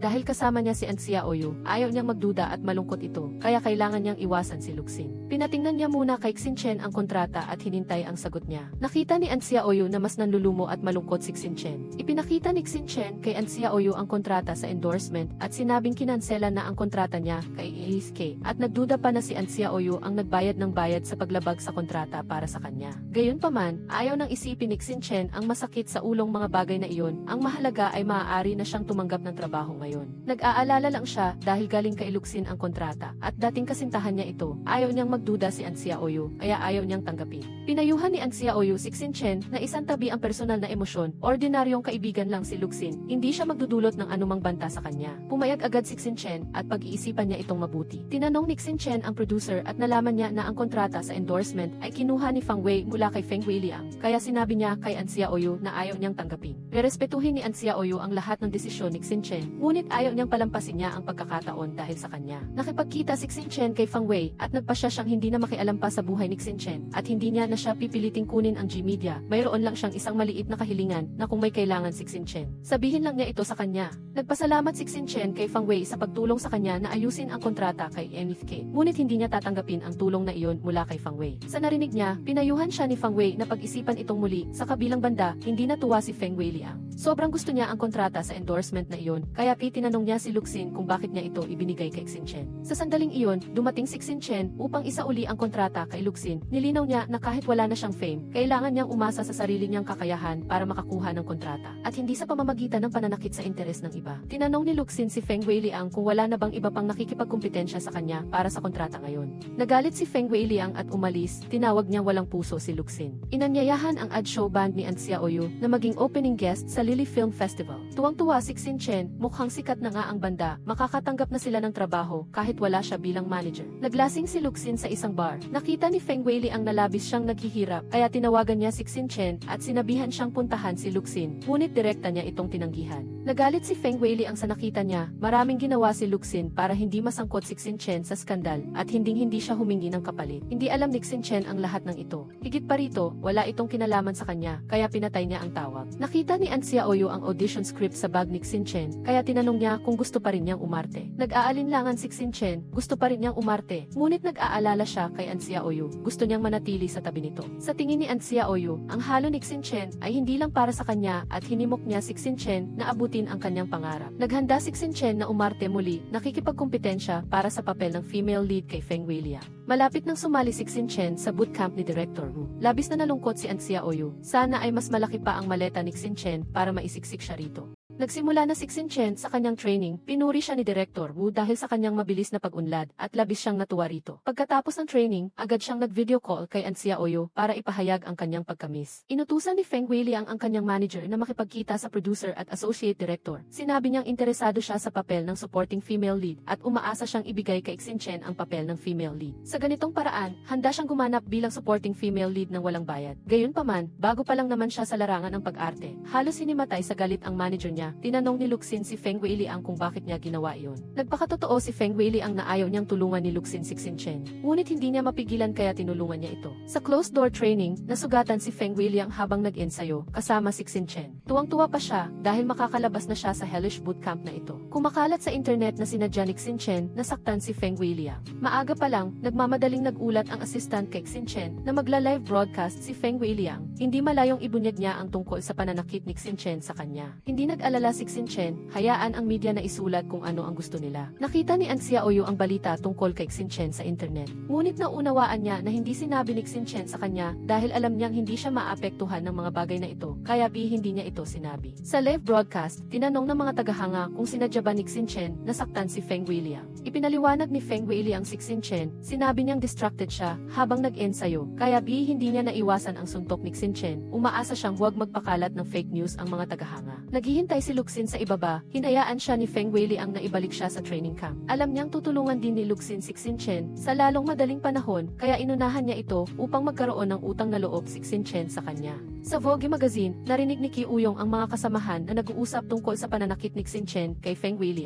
Mayroon ding technical analysis sa internet tungkol sa pagkawala ng boses ni An Xiaoyu. Noong panahong iyon, si Xinchen ang assistant ni An Xiaoyu at walang sinuman ang makakalason sa kanya maliban sa kanya. Tiningnan ni Qi Uyong ang mga larawan na hawak niya at pagkatapos ay pinuntahan niya si An Xiaoyu. Inihayag niya na ang tunay na may sala ay ang tagahanga ni M. Lui. Minsan sa isang panayam, aksidente niyang nakita ang chat log sa telepono ni M. Lui. Ngunit hindi pa siya sigurado noon kaya palihim siyang nag-imbestiga. Mayroon na siyang ebidensya ngayon at kaya niyang tulungan si Xinchen na tuluyang mapawalang sala at nakipag-usap si Xinchen kung paano ito haharapin. Pinuntahan ni An Xiaoyu si Amy Lui na lasing sa bar at ipinakita ang mga ebidensya. Sinabi ni Amy Lui na matagal na niyang sinabi kay Elsa ang tungkol dito. Ngunit nilock na ng ASM Music ang balita at wala na siyang magagawa. Galit na sinumbatan ni An Xiaoyu si Amy Lui dahil sa kawalan niya ng pagkilos na nagdulot sa kanyang mga tagahanga na isipin na sumasang-ayon siya sa lahat ng ginagawa nito. Kailan titigil ang sunod-sunod na pagkakamali? Naghahanda nang mawala si Amy Lui. Tinanong niya si An Xiaoyu kung ano pa ang gusto niya. Gusto lang ni An Xiaoyu na gisingin si Amy Lui. Ngunit hindi nito mababayaran ang mga pinsalang dinanas niya.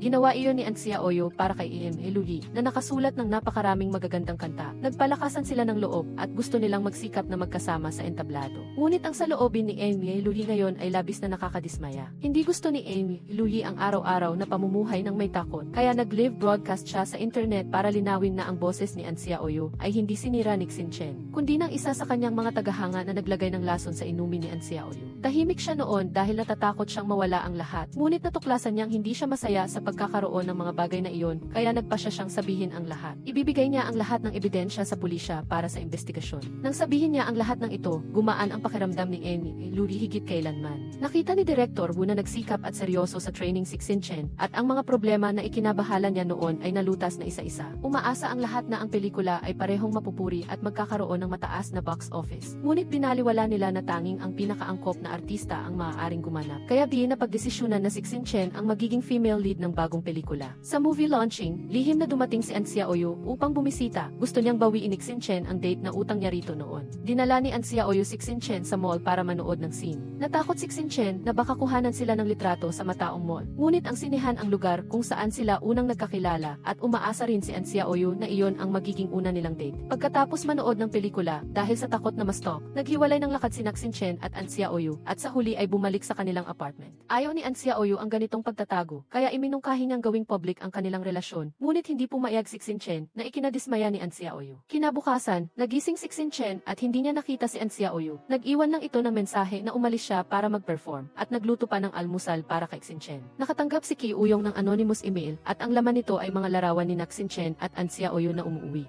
Mukhang lihim na kinukunan ng litrato ang bawat galaw nila. Agad na ipinagbigay alam ni Qi Uyong kina Xinchen at An Xiaoyu ang tungkol dito. Pinayuhan ni An Xiaoyu si Xinchen na gawing public ang kanilang relasyon, ngunit hindi pa rin siya pumayag. Umaasa si An Xiaoyu na bibigyan siya ni Xinchen ng dahilan kung bakit hindi nila maaaring gawing public ang kanilang relasyon. Naniniwala si Xinchen na maraming pinagdaanan si An Xiaoyu bago niya narating ang narating niya ngayon at maaaring mawala ang lahat dahil sa ilang negative news. Wala siyang pakialam kung gaano siya siraan, ngunit ayaw niyang maapektuhan si An Xiaoyu dahil sa kanya. Naunawaan ni An Xiaoyu ang saloobin ni Xinchen, kaya nangako siya sa kanya na hindi na siya pupunta kay Xinchen nang walang paalam hanggang hindi pa niya napatutunayan ang sarili. Mabilis lumipas ang panahon, isang buwan na, at lalo pang sumisikat si An Xiaoyu at ang kanyang banda. Ngunit malungkot si Xinchen dahil mula noong kuhaan sila ng litrato, ni minsan ay hindi siya pinuntahan ni An Xiaoyu. Bagamat maayos ang shoot ngayon, malungkot pa rin si Xinchen. Nag-iisa siyang tumawag kay An Xiaoyu sa likod ng set, ngunit nakapatay ang telepono nito na lalo pang nagpalungkot sa kanya. Sa sandaling ito, may isang taong nakasuot ng teddy bear costume ang lumapit at nagbigay ng cake kay Xinchen. Sa pagkakita sa cake, sigurado si Xinchen na si An Xiaoyu ang nasa loob ng teddy bear costume dahil siya lang ang nakakaalam na gusto niya ang cake mula sa tindahang iyon. Alam ni An Xiaoyu na ayaw ni Xinchen na gawing public ang kanilang relasyon, kaya ito lang ang paraan para magkita sila. Dumating ang fan ni Amy Lui sa set ni Xinchen para saktan siya. Napansin ni An Xiaoyu na nasugatan siya dahil sa pagpigil niya sa fan na ito. Bumisita si Feng Weili sa ospital at nakita niyang naglalambingan si Xinchen at An Xiaoyu. Agad na tinawagan ni Feng Weili si Luxin. Sinabi niyang naaksidente si Xinchen sa set. Nasa ospital siya ngayon at binigyan siya ng room number. Nag-alala si Luxin nang marinig niyang may nangyaring masama kay Xinchen, kaya agad siyang nag-hang up at tumakbo. Labis na nalungkot si Feng Weili sa nakita niya. Nagulat si Luxin nang makita niya na si An Xiaoyu ang nasugatan sa room. Agad na naging trending ang balita tungkol sa pagpunta ni An Xiaoyu sa set para saluhin ang atake kay Xinchen. Sinabihan ni Luxin si Xinchen na mag-isip ng paraan para harapin ito. Pinayuhan naman ni Xinchen si Luxin na mag-alala tungkol kay Feng Weiliang. Ito ang huling bagay na gagawin ni Feng Weiliang para kay Luxin. Pagkatapos nito ay wala na siyang kinalaman kay Luxin. Humingi siya ng pahintulot sa kumpanya na mag-aral sa ibang bansa sa loob ng 1 taon at pinayagan naman siya. Mayroon lang isang kahilingan si Feng Weiliang. Umaasa siyang yakapin siya ni Luxin sa huling pagkakataon. Galit ang mga tagahanga dahil sa pagkakasugat ni An Xiaoyu. Inamin ni Xinchen sa media ang kanyang romantikong relasyon kay An Xiaoyu. Naiyak si An Xiaoyu nang marinig niya ang balita at hinalikan si Xinchen. Pero sino nang mag-aakala na bigla na lang dumating si Fang Wei? Sinira ang sweet moment ng dalawa. Gusto ni Fang Wei na tulungan si Xinchen na madaling harapin ang salarin. Tinanong ni Xinchen kung anong karapatan niya para gawin iyon. Nasaktan si Fang Wei sa kanyang narinig. Sa sandaling ito, hayagang inamin ni Xinchen ang kanyang relasyon kay An Xiaoyu sa harap ng lahat, ngunit ayaw niyang aminin ang kanyang ina. Tinanong ni Fang Wei si Xinchen kung anong magiging epekto ng pagiging public sa kanilang relasyon at gaano karaming pagsisikap ang kailangan niya para malutas ang bagay na ito. Sumagot si Xinchen kay Fang Wei, pinili niya ito kaya pagbabayaran niya ito, hindi niya kailangan na ayusin niya. Napabuntong hininga si Fang Wei at umalis. Pinayuhan ni An Xiaoyu si Xinchen na gusto lang siyang alagaan ni Fang Wei, ngunit hindi niya alam kung paano ito ipapakita. Naiintindihan ito ni Xinchen sa kanyang puso. Sinabihan ni An Xiaoyu si Xinchen na bumalik sa set, hindi malala ang sugat niya at kayanan niya ang sarili niya. Sa narinig niya, nag-aatubili si Xinchen na umalis, pinuntahan ni An Han si An Xiaoyu. Binili niya ang lahat ng 60% ng shares ng Laike para sa kanya. Ngayon ay kay An Xiaoyu na ang Laike, umaasa siyang ibabalik niya roon ang banda. Pagkatapos nito, si An Xiaoyu na ang magdedesisyon sa lahat ng aktibidad ng Laike. Maaga pa lang, nagluto na ng soup si Fang Wei at dinala ito kay Xinchen, ngunit hindi siya nagpakita ng pagpapahalaga. Nadismaya si Fang Wei at pagkatapos ay inilabas niya ang isang peres ng puting high heels. Noong nakaraan, nang dumaan siya sa auction house, nakita niya ang sapatos na ito kaya binili niya. Naaalala pa ni Fang Wei na ito ang regalo niya kay Xinchen noong ika-negatibo 18 kaarawan niya. Hindi niya inasahan na tinago pa rin niya. Alam ni Fang Wei na maraming isinakripisyo si Xinchen para kay An Xiaoyu. Hindi niya maintindihan kung bakit hindi siya humingi ng tulong sa kanya. Kaya niyang ayusin ang mga bagay na iyon. Naawa si Fang Wei kay Xinchen dahil sa dami ng hinanakit na tiniis niya at sinabi niya ang kahulugan ng disenyo ng high heels na ito. Ang asul na puntas ay sumisimbolo sa pinakasimpleng pag-ibig. Umaasa si Fang Wei na suot ni Xinchen ang sapatos na ito upang mahanap ang kanyang pinakasimpleng pag-ibig. Sa totoo lang, gusto na ni Xinchen na patawarin si Fang Wei, ngunit nakakainis dahil patuloy siyang nakikialam sa kanyang buhay at trabaho. Alam din ni Xinchen na ang masamang ugali ng kanyang ama ay walang kinalaman kay Fang Wei. Umalis siya dahil gusto niya siyang bigyan ng mas magandang buhay, ngunit kailangan pa rin niya ng oras. Naantig si Fang Wei sa sinabi ni Xinchen. Ilang taon na siyang naghihintay at magpapatuloy pa rin siyang maghihintay. Para mapigilan si Feng Weiliang, pinagsisilbihan siya ngayon ni Luxin bilang assistant. Ngunit hinahamak siya ni Feng Weiliang. Kung gaano niya kamahal si Luxin noon, ganon din niya ito kinamumuhian ngayon. Sinabi ni Feng Weiliang na sobrang nag-aalangan si Luxin sa pag-ibig kaya hindi siya naglakas loob na magpatuloy, ngunit ang pag-ibig ay nakasalalay sa pagmamadali. Nagpaalam si Feng Weiliang kay Luxin, niyakap siya nito, hinalikan siya at umamin. Itinulak ni Feng Weiliang si Luxin sa kanyang paningin para lang siyang nagbibigay ng pabor, kaya hindi niya kailangan. Upang makita ni Feng Weiliang ang kanyang sinseridad, nagbitiw si Luxin sa G-Media para maging assistant niya. Kahit hindi siya pumayag ng salita, tuwang-tuwa siya sa loob niya. Nag-post si An Xiaoyu sa Weibo para ipagdiwang ang unang pagkikita nila ni Xinchen. Kalaki pang larawan noong hinila niya ito para magpakuha ng litrato. Nakita ni Xinchen na napakapangit ng larawan kaya kinuha niya ang telepono ni An Xiaoyu at akmang buburahin ang post. Ngunit aksidente niyang nakita ang sub-account ni An Xiaoyu na may pangalang Aking Pag-ibig at Aking Bituin. Naalala niya na ang account na ito ay kanyang matagal ng tagahanga na tumulong sa kanyang harapin ang maraming anti-fan. Mukhang matagal na siyang sinusubaybayan ni An Xiaoyu. Dumating si Fang Wei sa apartment ni Xinchen, gusto niyang tumira na siya sa kanya. Ngunit kailangan itong pag-usapan ni Xinchen kay An Xiaoyu. Tinitingnan ni Xinchen ang script, 2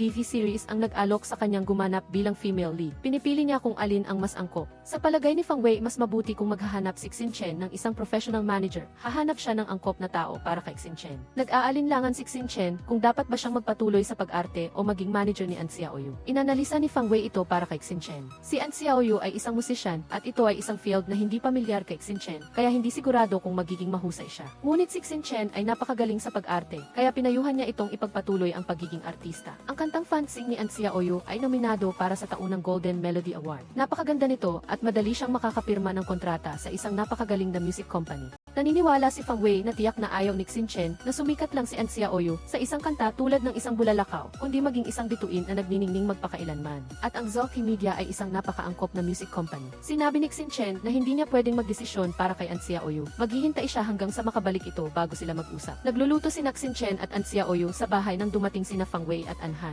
Hindi inasahan ni An Han na titira si An Xiaoyu sa ganoong kaliit na apartment at labis siyang naawa. Sa hapunan, iminungkahi ni Fang Wei na pumirma si An Xiaoyu at ang banda sa Zolk Media. Formal siyang nag-alok kay An Xiaoyu na sumali sa kumpanya bilang kinatawan ng kumpanya. Hindi sumang-ayon si An Han, gusto niyang pumunta si An Xiaoyu sa Eleike Entertainment. Nilinaw ni An Xiaoyu na wala siyang intensyon na pamahalaan ang Eleike at wala siyang planong sumali sa anumang kumpanya. Gusto nilang umasa sa kanilang kakayahan ng banda para magtagumpay. Binati ni Fang Wei si An Xiaoyu sa pagkakanomina ng kantang Fansing para sa Golden Melody Award. Nagpakita ng paghamak si An Han, nominado lang naman ito at hindi nanalo. Sinabi ni An Xiaoyu na tinatanggap niya ang tulong ng kanyang ama at pinatawad niya ang pagpapabaya ng kanyang ama sa kanyang ina ilang taon na ang nakakaraan. Ngunit hindi pa rin niya nalilimutan ang dahilan kung bakit siya umalis noon. Kahit hindi malaking bagay ang makakuha ng nominasyon sa Golden Melody Award, ito ang pagkilala na hindi niya nakamit sa loob ng maraming taon. Dahil dito, mas lalo siyang naniwala na tama ang pinili niyang landas. Alam ni An Han na medyo masama ang mga salita niya at inamin din niya na talagang kahanga-hanga ang pagkakanomina para sa Golden Melody Award. Dinala ni Xinchen si An Xiaoyu sa mall upang pumili ng damit para sa Golden Melody Award ceremony. Sa movie premiere, nakita ni Xinchen si Luxin na kasama si Feng Weiliang. Hindi niya inasahan na ang mapagmataas na si Luxin ay magiging assistant ni Feng Weiliang. Kaya niyang tiisin ang lahat ng kaartehan nito. Ang pag-ibig ay hindi isang bagay na maaari mong ipaglaban ng mag-isa. Pinayuhan ni Xinchen si Feng Weiliang na kung gusto niya si Luxin, suklian niya ang pag-ibig nito. Natatakot pa rin si Feng Weiliang, natatakot na maging salamin niya sina Xinchen at Luxin. Sinabi ni Xinchen na hindi sila magkapareho at magkatugma ang pagkatao ni na Feng Weiliang at Luxin. Nagbago si Luxin ng sobra para kay Feng Weiliang, natatakot ba siyang masaktan kaya hindi siya naglakas loob na subukan. Hinikayat ni Xinchen si Feng Weiliang na maging mas kumpiyansa, tiyak na magtatagal sila. Nagplano si Luxin na mag-propose kay Feng Weiliang, ayaw na niyang palampasin pa ang taong mahal niya. Masaya at maligaya siya sa ganitong paraan. Nag-propose si Luxin kay Feng Weiliang pagkatapos ng movie premiere. Napaiyak sa tuwa si Feng Weiliang. Gusto ni An Xiaoyu na samahan siya ni Xinchen na manood ng pelikula kung saan siya ang bida. Naalala niya ang una nilang pagkikita sa sinehan at nakaupo rin sila sa parehong upuan. Pagkatapos manood ng pelikula, nilapitan ng mga tagahanga si An Xiaoyu para magpa-autograph at medyo nagselo si Xinchen. Pumunta si Qi Uyong sa Singapore para hanapin si Wen Liang. Binigyan niya ito ng photo album na puno ng mga larawan niya sa loob ng mga nakaraang taon. Pagkatapos ay nagpaalam siya sa kanya bilang pagtatapos sa kanyang kabataan. Gusto ni na Fang Wei at An Han na tumira si An Xiaoyu sa kanila, ngunit pareho niya itong tinanggihan. Mas gusto niyang manirahan kasama si Xinchen dito. Napakainit ng pakiramdam. Dadalo si An Han sa Golden Melody Award ceremony. Ito ay isang makasaysayang sandali para kay An Xiaoyu at tiyak na hindi niya ito maaaring palampasin. Tuwang-tuwa si An Xiaoyu sa narinig niya, dumalo sina An Xiaoyu at Xinchen sa Golden Melody Award ceremony. Nanalo ang Adshow band ni An Xiaoyu. Umakyat sa entablado si An Han bilang presenter at ibinigay ang award kina An Xiaoyu at sa mga miyembro ng banda. Nag-perform din sina An Xiaoyu at ang mga miyembro ng Adshow ng kantang Fansing sa entablado at tuwang-tuwa ang mga manonood. Pagkatapos ng performance, muling nagpasalamat si An Xiaoyu kay Xinchen sa pagtulong sa kanyang malampasan ang madilim na panahong iyon. Pagkatapos ay nagpahayag siya na gusto niyang makasama si Xinchen sa bawat segundo ng kanyang natitirang buhay. Nagtatapos na rito ang palabas, salamat sa inyong panonood. Kung nagustuhan ninyo, bigyan ninyo ako ng like. Huwag kalimutang i-click ang subscribe button at i-click ang bell para abangan ang mga pinakabagong drama. Paalam at hanggang sa muli!